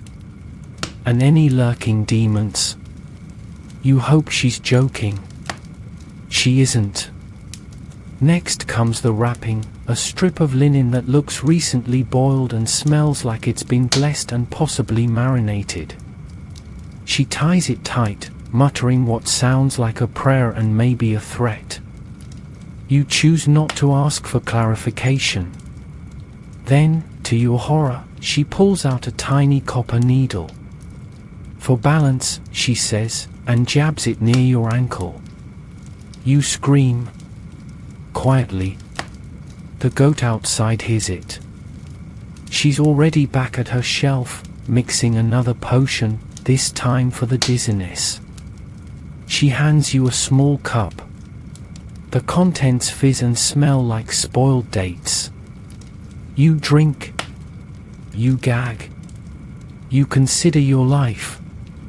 Historians still argue whether Egyptian medicine was genuinely advanced or mostly ritual theatre. In truth, it was both. They had practical remedies, honey, mold, hello, protopenicillin, and careful surgery, but they also believed illness was often caused by evil spirits, angry gods, or your neighbor's bad vibes. "Now," she says, sitting cross-legged beside you, "let's make sure no ghosts have followed you." You blink. "Sorry." She holds up a polished stone. "Look into it. If your reflection blinks back, you're fine. If not, well, we know a guy who can help." You stare at the stone. Your reflection blinks. You exhale. "Lucky," she says. Last week, a man from Heliopolis showed up with a haunted spleen. You nod like this is normal. She smears a final herb onto your temple, fragrant, minty, and oddly soothing. That's for the stress, she says. You look like someone who's been yelled at by multiple gods. You nod again. She's not wrong. At last, she pats your knee. You'll live. Probably. If the foot falls off, come back and I'll make you a new one out of papyrus. They're not great on stairs. You thank her, offer a few debents and a chunk of leftover bread, which she accepts with the same look you gave her potion, and limp outside, bandaged, buzzed, and smelling like an apothecary exploded. The sun's still high, the flies are still swarming, but your foot doesn't feel like it's actively trying to betray you anymore. That's progress. You glance skyward and whisper a quiet thanks to Imhotep, ancient Egypt's god of medicine and calm logic in a world filled with magical eels and flaming beetle rituals. You may not be fully healed, but you've been touched by natron, poked by copper, and doused in herbs that smell like both dinner and funeral rites. You'll take it. You leave the healer's hut with your foot bound like a sacred scroll and your spirit teetering somewhere between resilient survivor and resigned mess. Each step now comes with a dull, medicinal squelch as your bandages slowly absorb the witch's brew slathered beneath them. You smell like mint, mildew, and mild panic. It's an upgrade. But as you hobble back toward the city's center, someone calls out, "Hey! You're the sneeze witness." You sigh. Still. That one priest must have really made an impression. You duck into an alley to avoid further social complications and find yourself face to face with a public bulletin wall, scratchy lines of hieroglyphs listing grain prices, upcoming festivals, and who owes whom how many chickens. Nearby, a scribe stands perched on a low stool, updating the tax rolls with all the enthusiasm of a man carving his own tombstone. "Got your tally done?" he asks, not looking up. You say, which is apparently a confession. He sighs, waves you over, and gestures to a scale. "Weigh your grain." You blink. "I don't have grain." Another sigh. He jots something down. "Then your tally is in work hours. Or livestock. Or are you wearing perfume?" You nod. He raises an eyebrow. "Luxury tax." You open your mouth to protest, then close it. You're too tired. And technically, your perfume cone was deluxe grade. He scribbles on a wax tablet, then starts questioning you. Where you live. Who you live with. How many goats, how many jars of beer you consume a week, and what sort of fish you prefer. You answer vaguely and hope he doesn't press. "Name?" he asks.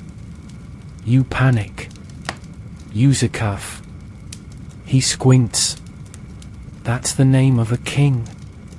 You shrug. "Family name?" He narrows his eyes.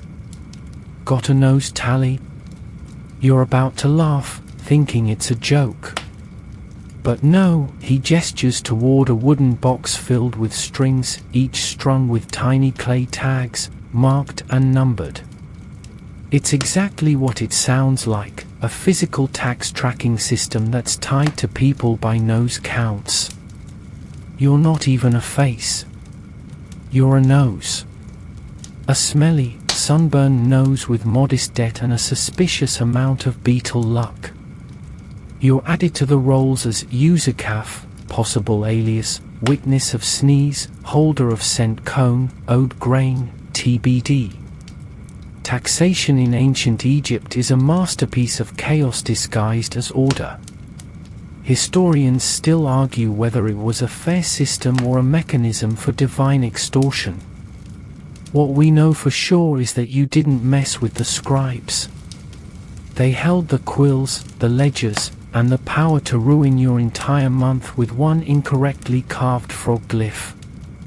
You're told to deliver a token to the grain official's kiosk. He's by the well. The one with the pet duck. Because of course. You limp off, tax slip in hand, past a line of people paying in everything from sesame seeds to woven mats. A man ahead of you is bartering with pickled fish. The clerk sighs and accepts them with tongs.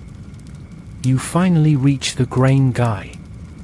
The duck is perched on a crate, judging everyone. The official, mid-40s with the bored demeanor of someone who's seen too much weak drama, squints at your token. Debt, he says. Grain, you reply, because that's the only word on the tag. He shrugs and drops a pebble into a jar. That's your placeholder. Pay in 1 week, he says. Or we send the goat counters. You nod solemnly. No one wants the goat counters.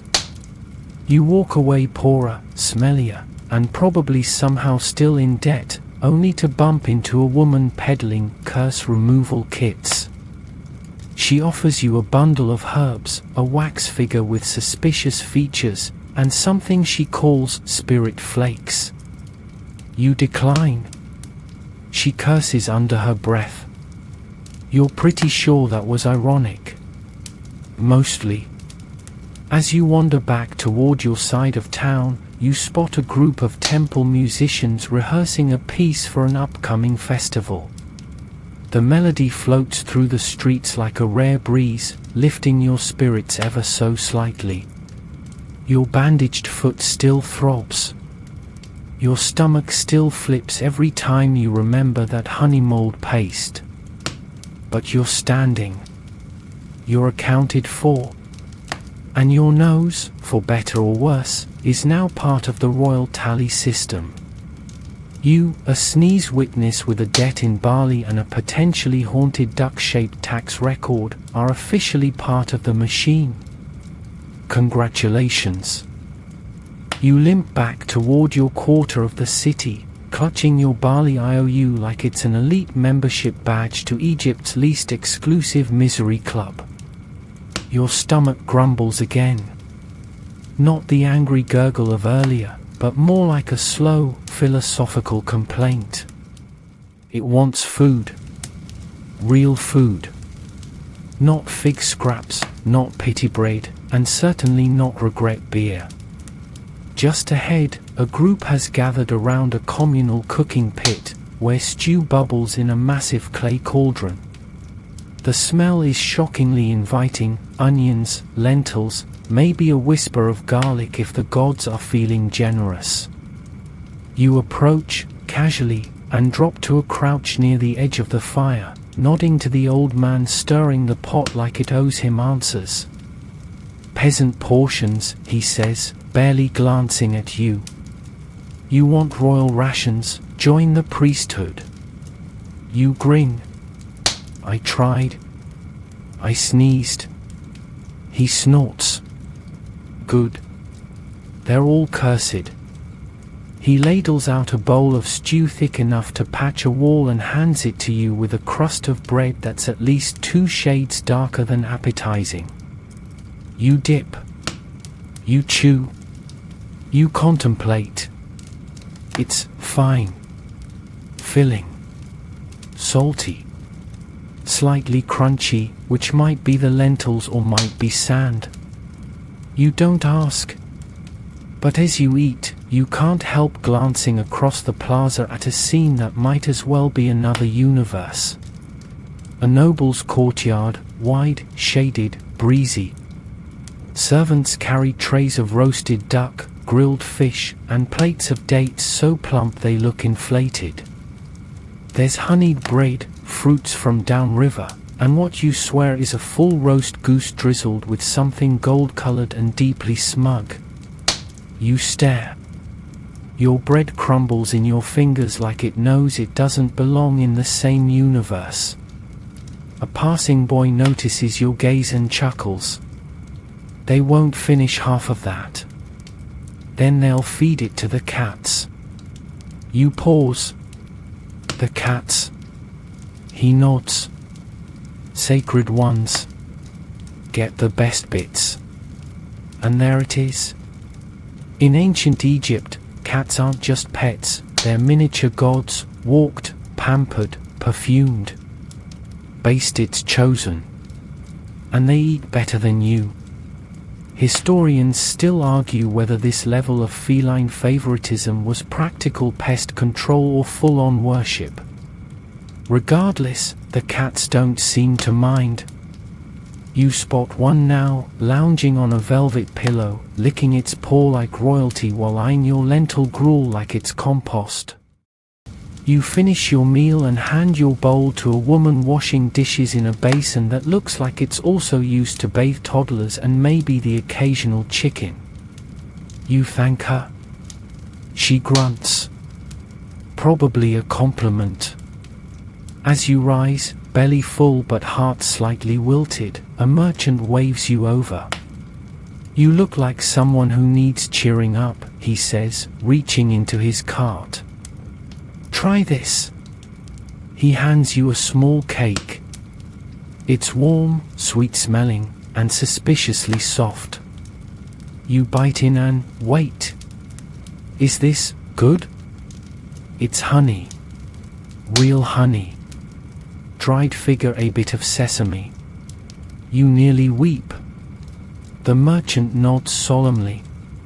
Only for first-timers. Welcome to the grind. You don't know whether to hug him or propose. You do neither. You simply nod and slowly savor the last bite like it's your ticket to the field of reeds. Nearby, someone drops a basket. Grain spills. People groan. A cat immediately claims the pile. You take this as a sign that your shift has ended. No bell, no boss, just the universal symbol of enough suffering for now. You limp away, past the noble house with its perfumed breezes, past the sacred cats grooming themselves on silk, past the statue of Atha where someone has left a goat leg offering and a bunch of grapes too fine for public consumption. You look down at your hands. Dusty. Scarred. Smelling faintly of garlic and beer. And yet, you've eaten. You've survived. You've seen what's behind the curtain, and yeah, the cats win. But you're still standing. Sort of. Full, if not satisfied, you shuffle away from the food pit and decide to detour through the residential quarter before the afternoon tasks begin, assuming, of course, no one grabs you for grain hauling, ox poking, or temple sweeping. You pass walls coated in sun-faded murals, tiny shrines with offerings of dried fruit, and enough cats lounging in the shade to form a very smug militia. But then you catch a whiff of something familiar. Not bread. Not stew. Not even overripe fish. This is different. It's smoke and spice and something vaguely foot-like. You round a corner and find yourself face to face with the unmistakable chaos of a household embalming in progress. It's your neighbor's place, he of the suspiciously quiet family and that one goat that always stares like it knows your secrets. Today, however, their courtyard has been transformed into a temporary mortuary. Linen strips hang from lines like laundry. Jars filled with salt and resin line the walls. And in the center, a body. Covered in oils, swaddled in linen, head facing west, as tradition demands. You freeze. Not because you're scared, though you are, but because the smell just roundhouse kicked your nostrils. It's a cocktail of frankincense, palm wine, bitumen, and something that might be old socks. Thick, heady, and undeniably sacred. A priest notices you. "Pay your respects," he says, as if you've wandered into a dinner party and not a front yard mummification. You nod, bow slightly, and try not to inhale too deeply. Or faint. Or both. The embalmers move with eerie grace. One gently packs the body cavity with natron, Egypt's answer to salt and miracles. Another sews shut the incisions, his bronze needle glinting in the sun. A third paints the face with a thin layer of ochre, whispering prayers to Anubis under his breath. And behind them, a woman fans flies away from the offerings with the same weary expression you've been wearing all day. You edge closer, curiosity overriding caution. The jars nearby, canopic, you realize, are neatly arranged. One for the stomach, one for the intestines, one for the lungs, one for the liver. Each with a carved lid representing one of the 4 sons of Horus. You look at the baboon-headed one and feel a strange kinship. Historians still argue whether every household embalmed their dead like this or if it was a luxury afforded to wealthier citizens. But here, right now, it's clear, this family spared no expense. There's gold leaf. There's expensive resin. There's even a scribe etching the deceased's name onto a funerary tag with practiced reverence. You glance at the neighbors watching from their rooftops. No one seems shocked. Death isn't an intrusion here. It's a continuation. A ceremony. A necessity. Like taxes, only more spiritual and less paperwork. As you try to quietly back away, your sandal catches a jar. It wobbles. You freeze. It steadies. No one notices. You exhale with a squeak. Then, suddenly, a child scurries past you with a fresh bundle of linen and accidentally knocks a pot of myrrh into the embalmer's fire. A whoosh of fragrant smoke erupts, sending everyone into a coughing fit and momentary panic. You stagger back, eyes watering, until you bump into something solid.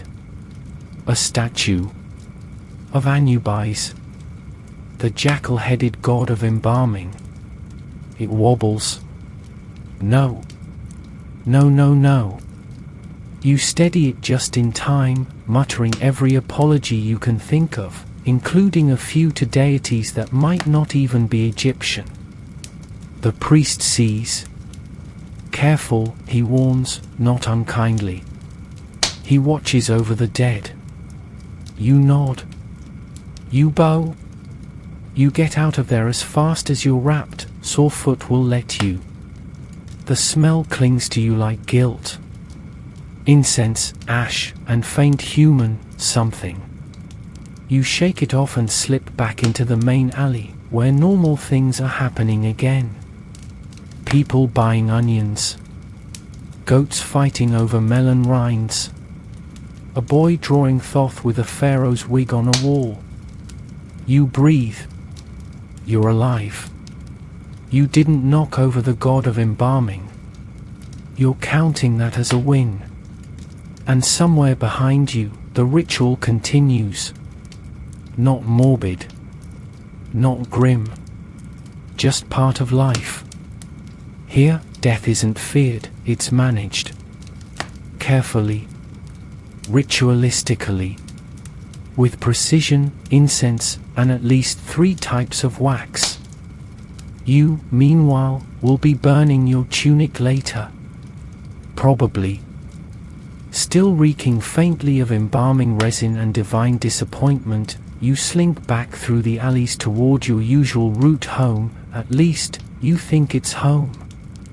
Every mud brick corner looks the same when your foot's throbbing and your head's full of linen ghosts.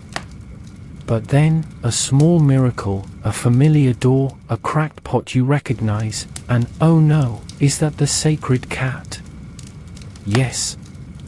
Perched on the low wall near your doorway, eyes half-lidded in disdain and tail flicking with a rhythm that implies judgment, is your neighbor's cat. You'd borrowed it once to chase a rat out of your grain storage. It's never forgiven you. You nod politely.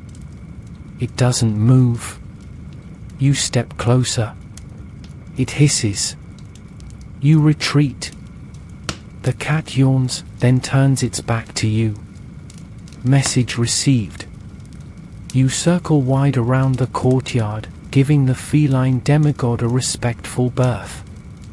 But as you approach your entryway, a small girl pops up from behind a clay urn. "That's Bastet," she whispers. You blink. The actual goddess? She nods solemnly. She lives here now. She chose us. Of course she did. You look again. The cat is now licking one paw, smug as a sunbathing king. You're not religious, but you seriously consider leaving a fish offering and backing away in reverent silence.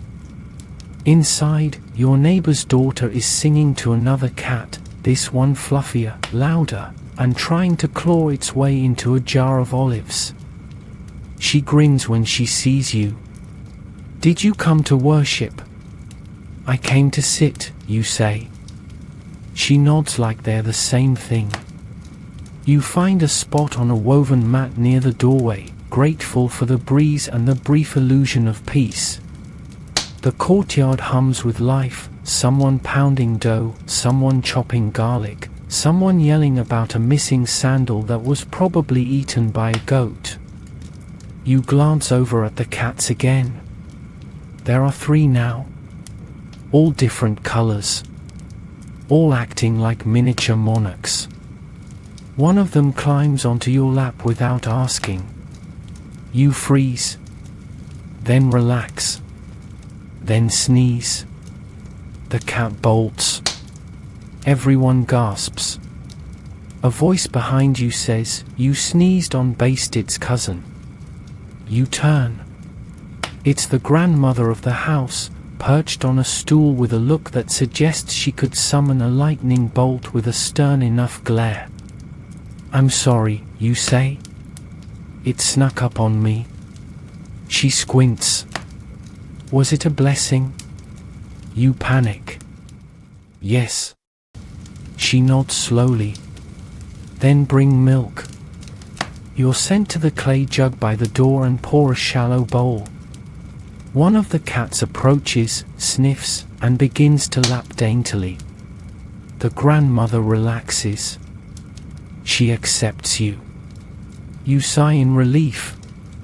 You've been judged by sacred felines and found tolerable. That's basically a diploma in this society. Historians still debate whether Egyptians truly worshipped cats or simply revered them for their usefulness and elegance. But spend 5 minutes in this courtyard and you'll understand, it's not an "or." It's a "yes." A boy across the way begins painting the cats, on a bit of scrap wood with colored pigments. One is lounging. One mid-pounce.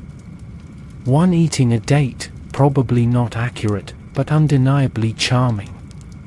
"Do you want one?" he asks. You pause. A painting? A cat? You hesitate. "Are they cursed?" He shrugs. "Only if they don't like you." You decide not to tempt fate and politely decline.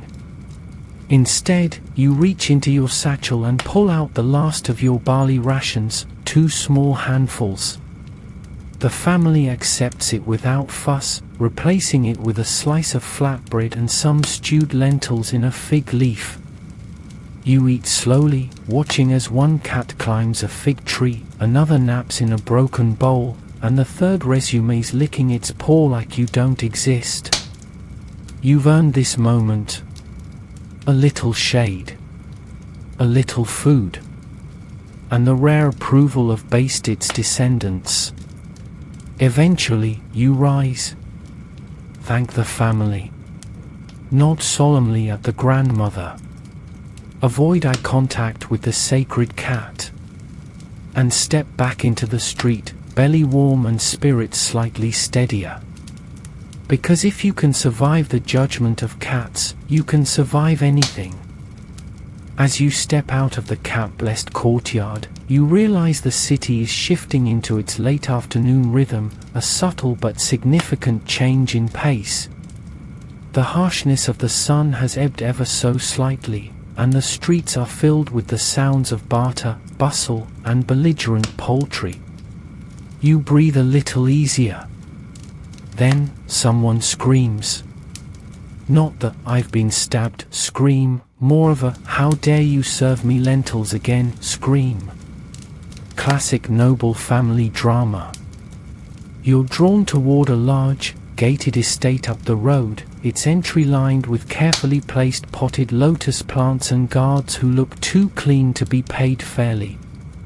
Inside, past a small gathering of wide-eyed onlookers, a noble's feast is in full swing.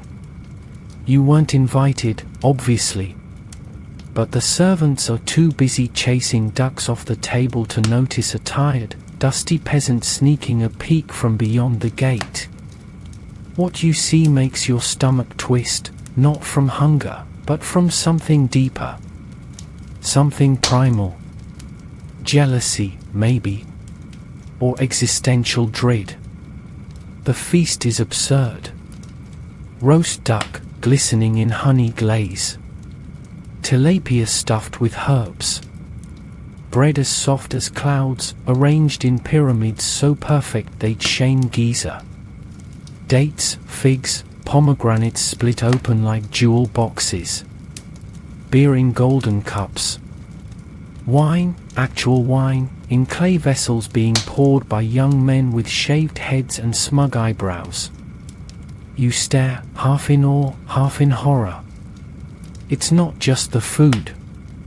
It's the portions. They've got enough on those platters to feed your entire neighborhood. Twice. And they won't eat half of it. You already see servants tossing scraps to the sacred cats waiting in formation along the courtyard wall. One feline has its own mat. You're not even mad. Just impressed. Then your eyes settle on a platter being carried past, small pastries, dusted with honey and sesame, arranged in a spiral. You lean in. Too far. The guard catches your motion and steps closer. Keep walking, he says, not unkindly. Just with the weight of someone who knows how this game works. You nod and limp away, your foot still aching under its herbal wrap, your mouth coated in envy. Behind you, laughter rises from the feast like incense. They're playing a game now, something with cups and tokens, probably designed to determine who drinks next and who has to compliment the host's sandals. Historians still argue whether these noble feasts were genuinely common or artistic exaggerations found in tomb paintings. But the consensus? Food was political. Public abundance meant status, power, divine favor. And those lower on the food chain could only observe, dream, and, if lucky, lick the platters later. You turn down a quieter alley, where the smells of grilled onions and flatbread return you to reality. Here, people eat what they need, not what looks good in wall art. A boy offers you a grilled onion wrapped in a fig leaf. You thank him. He nods and runs off. You chew. It's hot, sweet, slightly charred. Honest. You pass a woman kneading dough on a stone slab, humming a tune you vaguely recognize. Her children play nearby, drawing cats in the dust with sticks, occasionally arguing over who gets to be the pharaoh's favorite. Spoiler, it's the cat. You take a seat on a low bench near a water jar, careful of your foot, and just watch. There's no golden beer here. No honey-roasted duck or musicians strumming harps. But there's rhythm. Life. People laughing, complaining, existing. A man sits beside you, offers a cup of beer. You hesitate. He grins. Peasant portion. No curses. You drink. It's bitter, warm, and definitely has something floating in it. You nod in approval. Ever crash a noble feast? He asks, like you're discussing the weather. You laugh. Almost got licked by their cat. He clinks his cup to yours. Then you've already had the best part. The sun begins to dip toward the west, shadows growing long and golden. Someone lights a clay lamp nearby. It flickers. For the first time today, the air feels soft.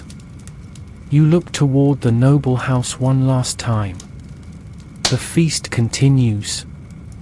But it feels distant now.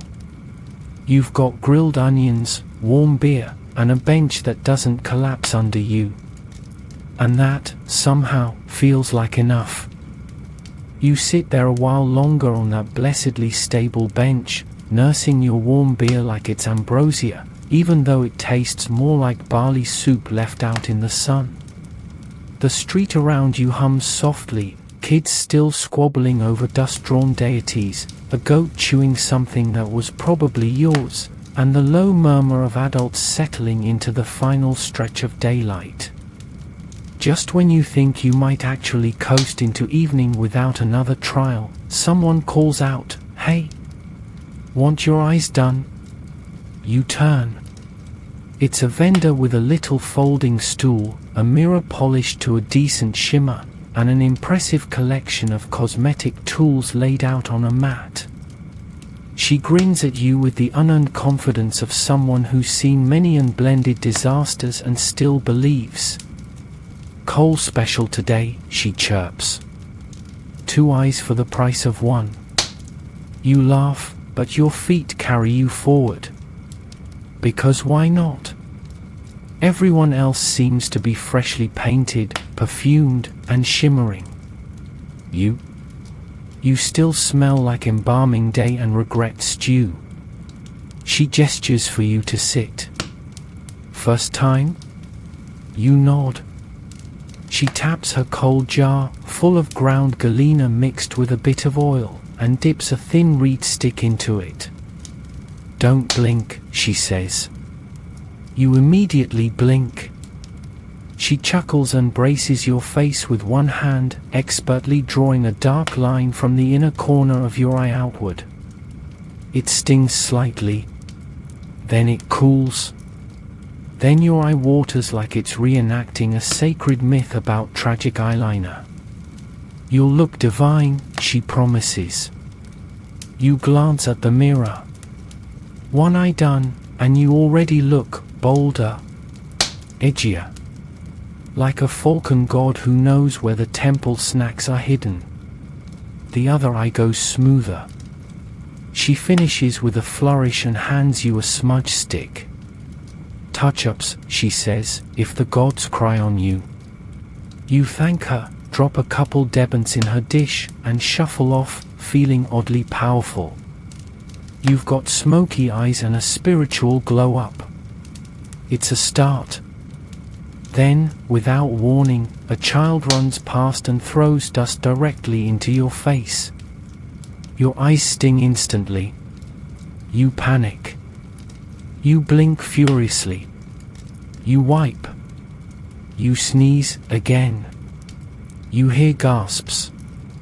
Someone mutters, "Not again." You race to the nearest well, plunge your hands into the water jar, and splash your eyes.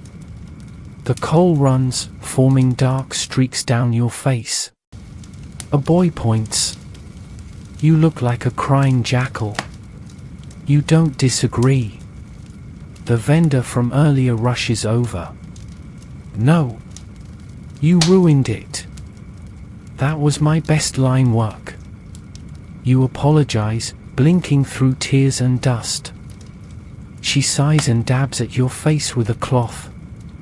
This is why I charge extra for funerals. Eventually, she redoes it. Not as fancy, but presentable. Try not to sneeze this time, she mutters. You vow to inhale nothing but divine air from now on. Historians still debate how much coal use was medicinal versus aesthetic. It was believed to protect against the sun, repel insects, and even ward off evil spirits. But as you've now learned, it's also highly susceptible to airborne toddler sabotage. You retreat to a quiet corner to let your eyeliner dry and recover what little dignity remains. An old man next to you nods in approval. Looks sharp, he says. You could probably fool a priest into thinking you're nobility. You chuckle. Only if the priest's blind. He leans in. Exactly. You sit together for a bit, watching shadows lengthen across the stone. Cats stretch. Pigeons coo. Somewhere, a flute begins to play. The sound floats over rooftops like a lullaby, soft and sweet. You close your eyes, not to sleep, but to just stop seeing for a moment. The temple chaos, the market crush, the funeral fog. All of it still clings to you. But here, now, it's quiet. The old man rises. Don't forget to bless your feet tonight, he says. Or they'll curse you in your dreams. You nod solemnly. Noted. The sun sinks lower, casting everything in deep gold and purple.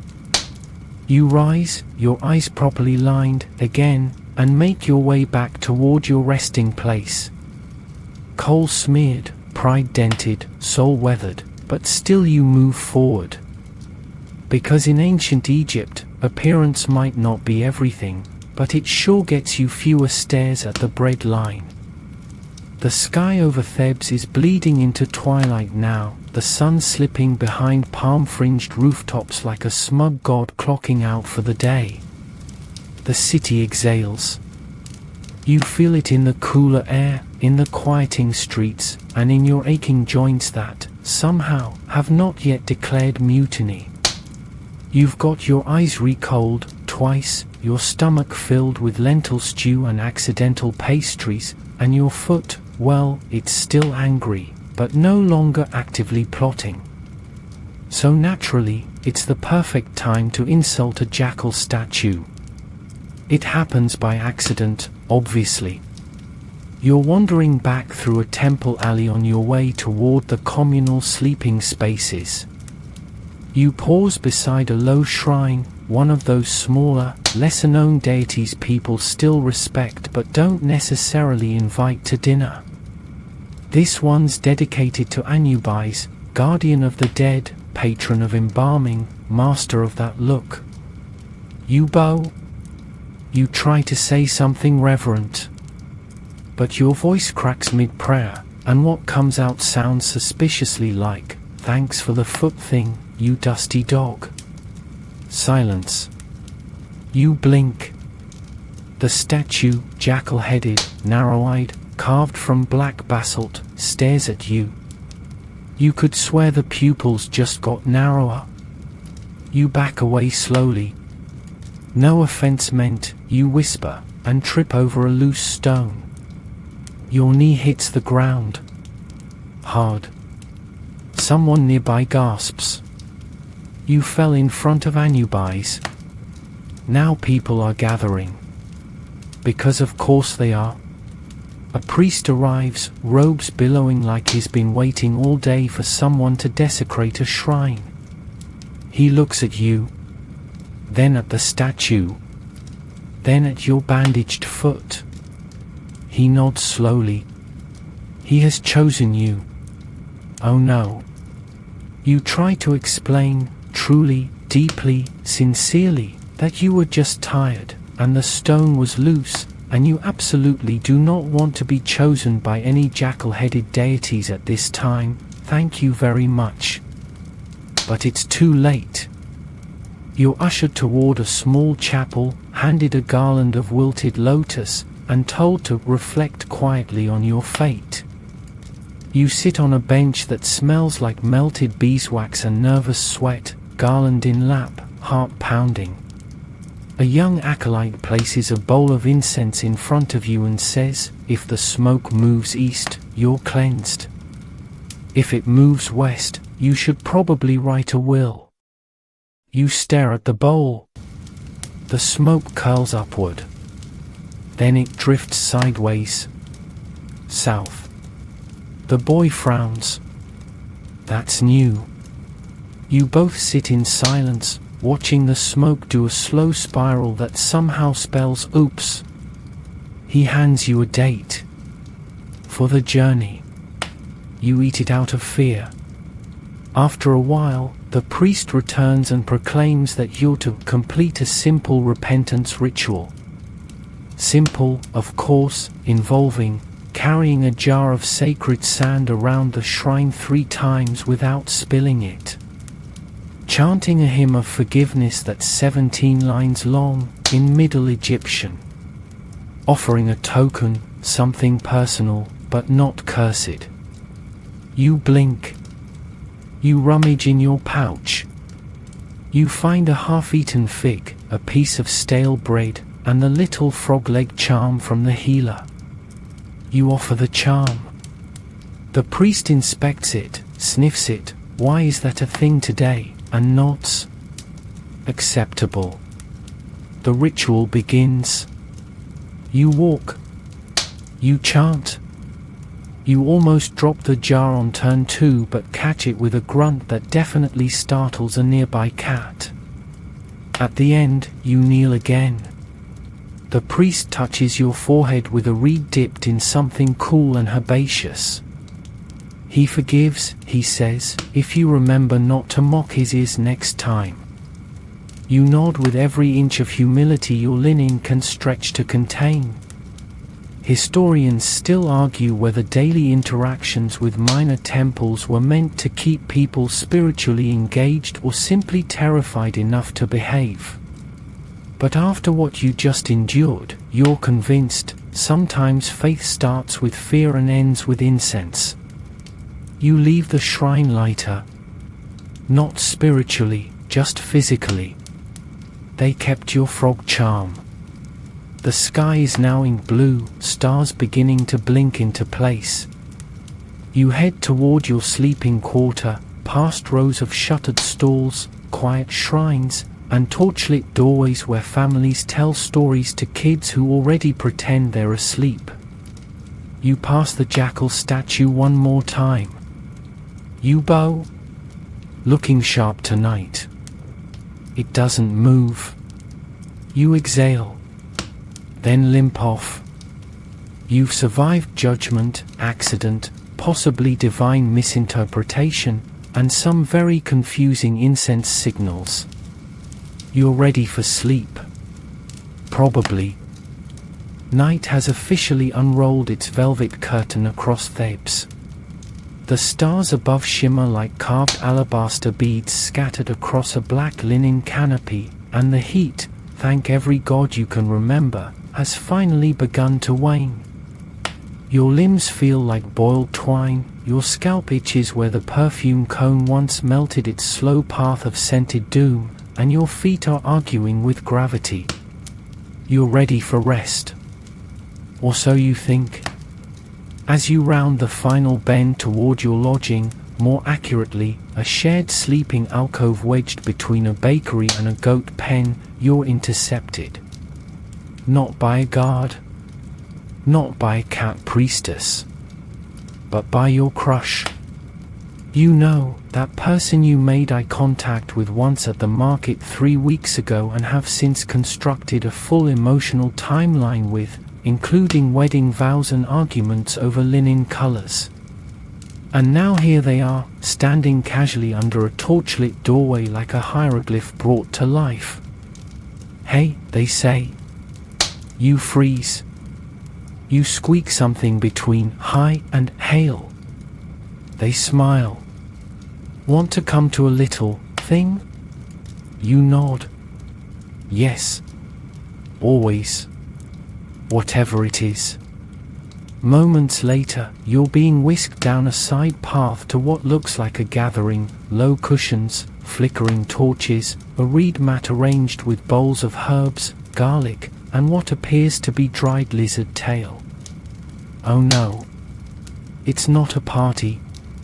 It's a ritual. A seduction ritual. You're handed a bulb of garlic. It's warm. Moist. You don't know why. Your crush turns and winks. Hope you like dancing. You do not. But you do now. The group forms a circle, men and women swaying slowly to the beat of a hand drum tapped by a man who appears to be halfway into the afterlife. Everyone chants something low and rhythmic. You pick up the pattern. Something about the moon, and fertility, and scorpions.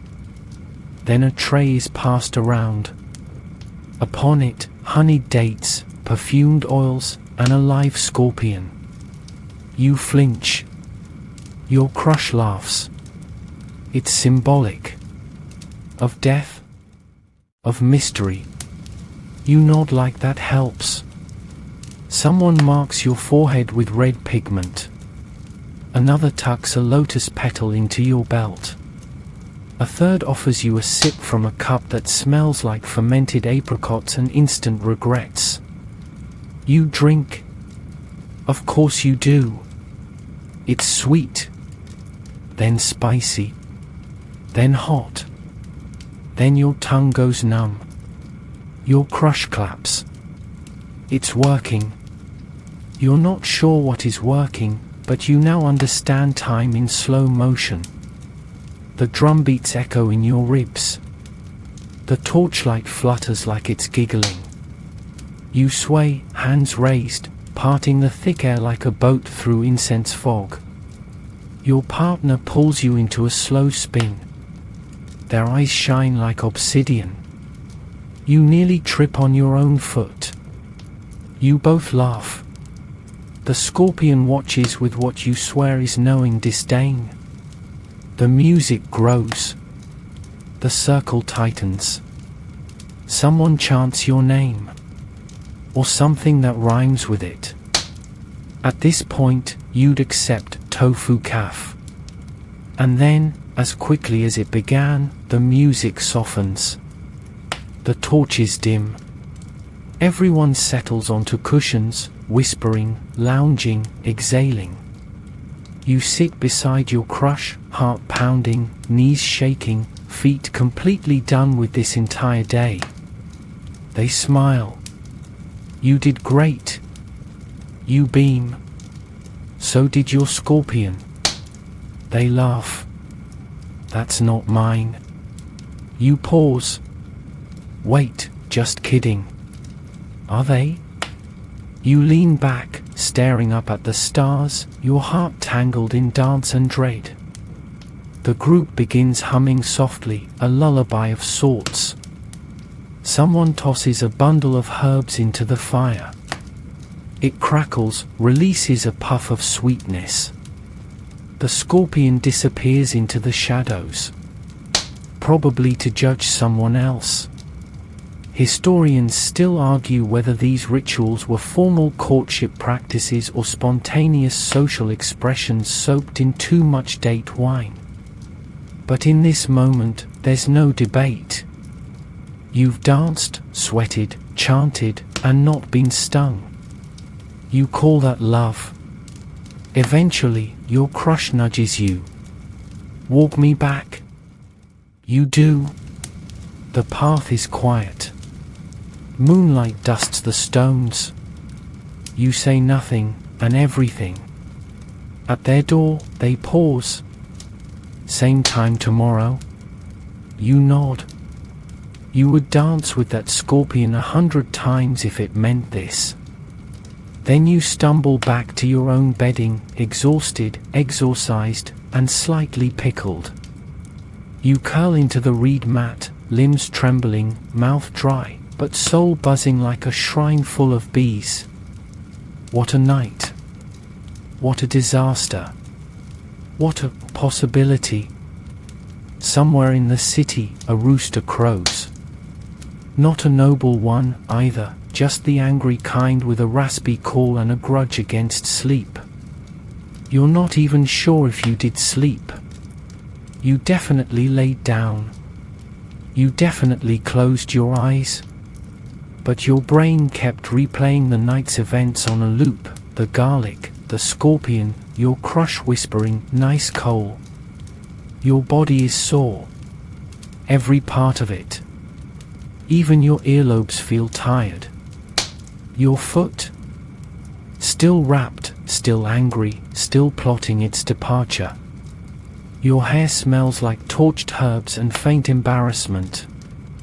And yet, as you roll upright on your mat and blink at the soft light filtering through the cracks in the wall, you're, dare you say it, almost okay. Then someone yells. A deep voice. Loud. Urgent. The kind of voice that carries bad news. You drag yourself outside, blinking into the morning light, and spot a temple runner sprinting barefoot down the alley, yelling, "Storage tomb! Opened! Unauthorized entry!" You groan. Because of course. Why not end this day with a dash of tomb-related chaos? Curiosity, as always, betrays you. You limp along with a growing crowd, trailing the dust of dozens of sandals as everyone surges toward the edge of the necropolis. The tomb in question isn't grand, no pyramid, no painted columns, no golden statue of anyone important. Just a small limestone door, cracked open like a half-forgotten pantry. Inside, it's cooler. Damp. Heavy with silence. And then, there it is. The unmistakable outline of a sarcophagus. Lid ajar. And the unmistakable sensation of something watching you from the past. You didn't do this. Obviously. But the priest currently eyeing everyone in the room has already decided guilt is a communal thing. Who disturbed this resting place, he growls. A goat bleats somewhere in the distance. You pretend not to exist. Another priest examines the chamber. Nothing missing. But something left behind. Everyone leans in. A pot of dates. A broken reed pen. A small amulet in the shape of a beetle. Beetle of memory, the priest mutters. A message? People murmur. Theories bloom like mold in an offering jar. Was this a ritual? A prank? A message from the field of reeds? Someone points at you. She was here last night, the boy says. With the dancing. The garlic. The scorpion. You raise your hands. I didn't bring any dates. The crowd mumbles, shifts. One woman makes the sign of the ankh. A man mutters about unusual dreams. You back slowly out of the tomb, heart racing. You did not sign up for spiritual fallout when you followed your crush into garlic-scented destiny. Outside, the air feels sharp. The sun has risen higher, burning off the mystery with its usual blunt force. You take a long breath. No one follows. For now, you're off the hook. You find a bench near the city edge and collapse into it, head spinning. A man with a reed flute sits beside you and begins to play.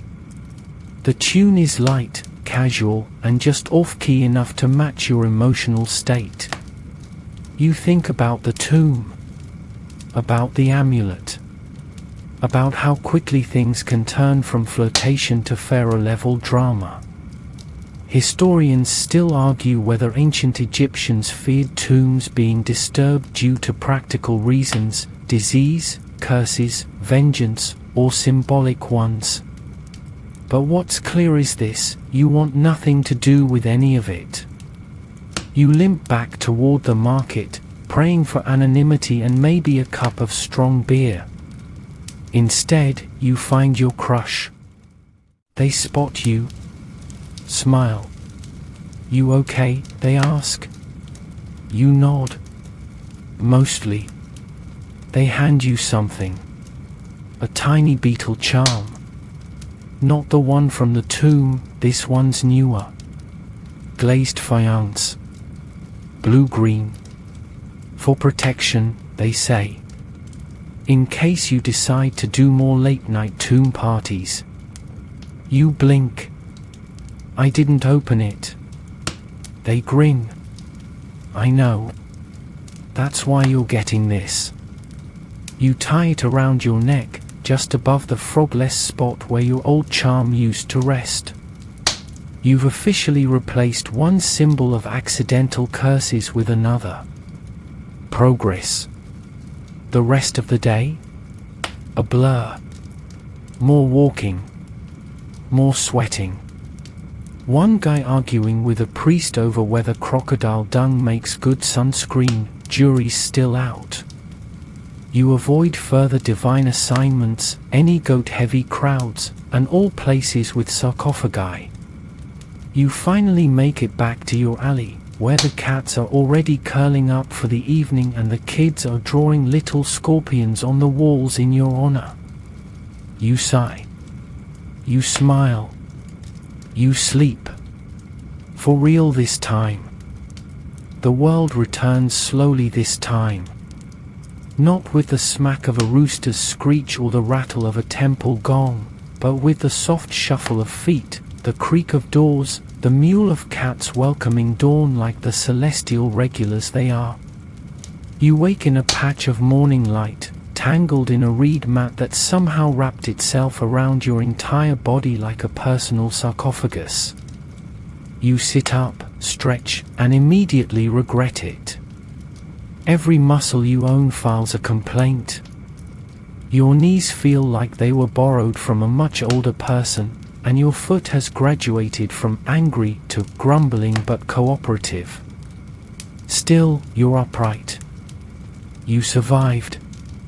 You're functioning. Outside, the air is blessedly mild.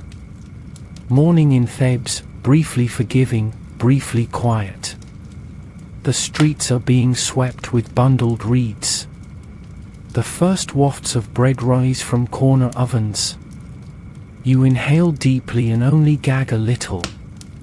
You wander toward the river, stepping carefully around puddles, pottery shards, and one very confused chicken. There's already a line at the well. You dip a cup, sip the cold water, and let it rinse the remnants of garlic, fear, and ancient tomb air from your throat.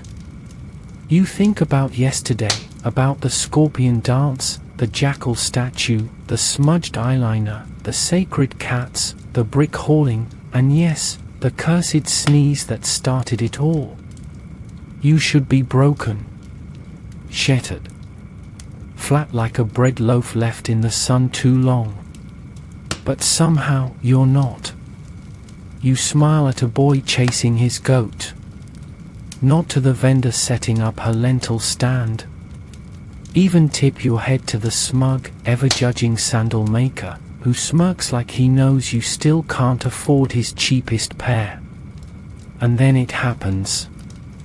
The same priest from the temple, yes, that priest, spots you from across the square. He's holding a new scroll, tied in red twine. You brace for doom. He strides over, eyes narrowed, face unreadable. He holds out the scroll. For you, he says simply. You blink. Why? He shrugs. Anubis didn't smite you. That counts for something. You untie the scroll. It's a list of assignments. One of them, scribe's assistant, temple records. You look up, startled. Is this a promotion? He gives the tiniest smile. It's a test. And then walks off. You're left standing in the dusty square, holding your second chance in your dusty fingers. Historians still argue whether upward mobility existed in ancient Egypt, or if most people were locked into their station like clay bricks in a sun wall. But standing there, scroll in hand, you begin to believe in possibility. In small shifts. In earned restarts. You tuck the scroll under your tunic and start walking, not limping this time. Past the market, the bakery, the alley where someone once tried to sell you a blessed lizard tooth. Past the mural of the dancing cat, you're pretty sure that's you. Back toward the temple, but this time with cleaner linen, a steadier gait, and a tiny beetle charm thumping lightly against your chest. And as you walk, the city wakes. Its people stretch, shout, sweep, sing. You nod to each as you pass, every face familiar now. Every scent less offensive. Even the flies give you space. Because somehow, in one impossible day, ancient Egypt tried to break you, and failed. You're still standing. Still barefoot. Still bruised. But wiser. And covered in a variety of faintly holy substances. And tomorrow, you start again. With ink-stained fingers and blistered feet and maybe, just maybe, a fresh cone of perfume on your newly reshaved head. Now, slow everything down. Your breath. The pace of your thoughts. The clamor of the city you just survived. Let the fires dim. Let the Nile soften its shimmer. Let your footsteps fade into the dusk as if you were always part of this place, moving with the rhythm of sand and stars. You are no longer stumbling through the chaos of morning meals and market madness, but drifting gently along the edges of a city where gods once walked, where cats ruled, and where even a sneeze could change your fate. Let the walls blur. Let the chants grow distant. Let the incense curl into shadows. Whatever came your way, rituals, bricks, beasts, or ghosts, it's behind you now. You've made it to the quiet. The stars above are no longer watching. They're dreaming. So are you.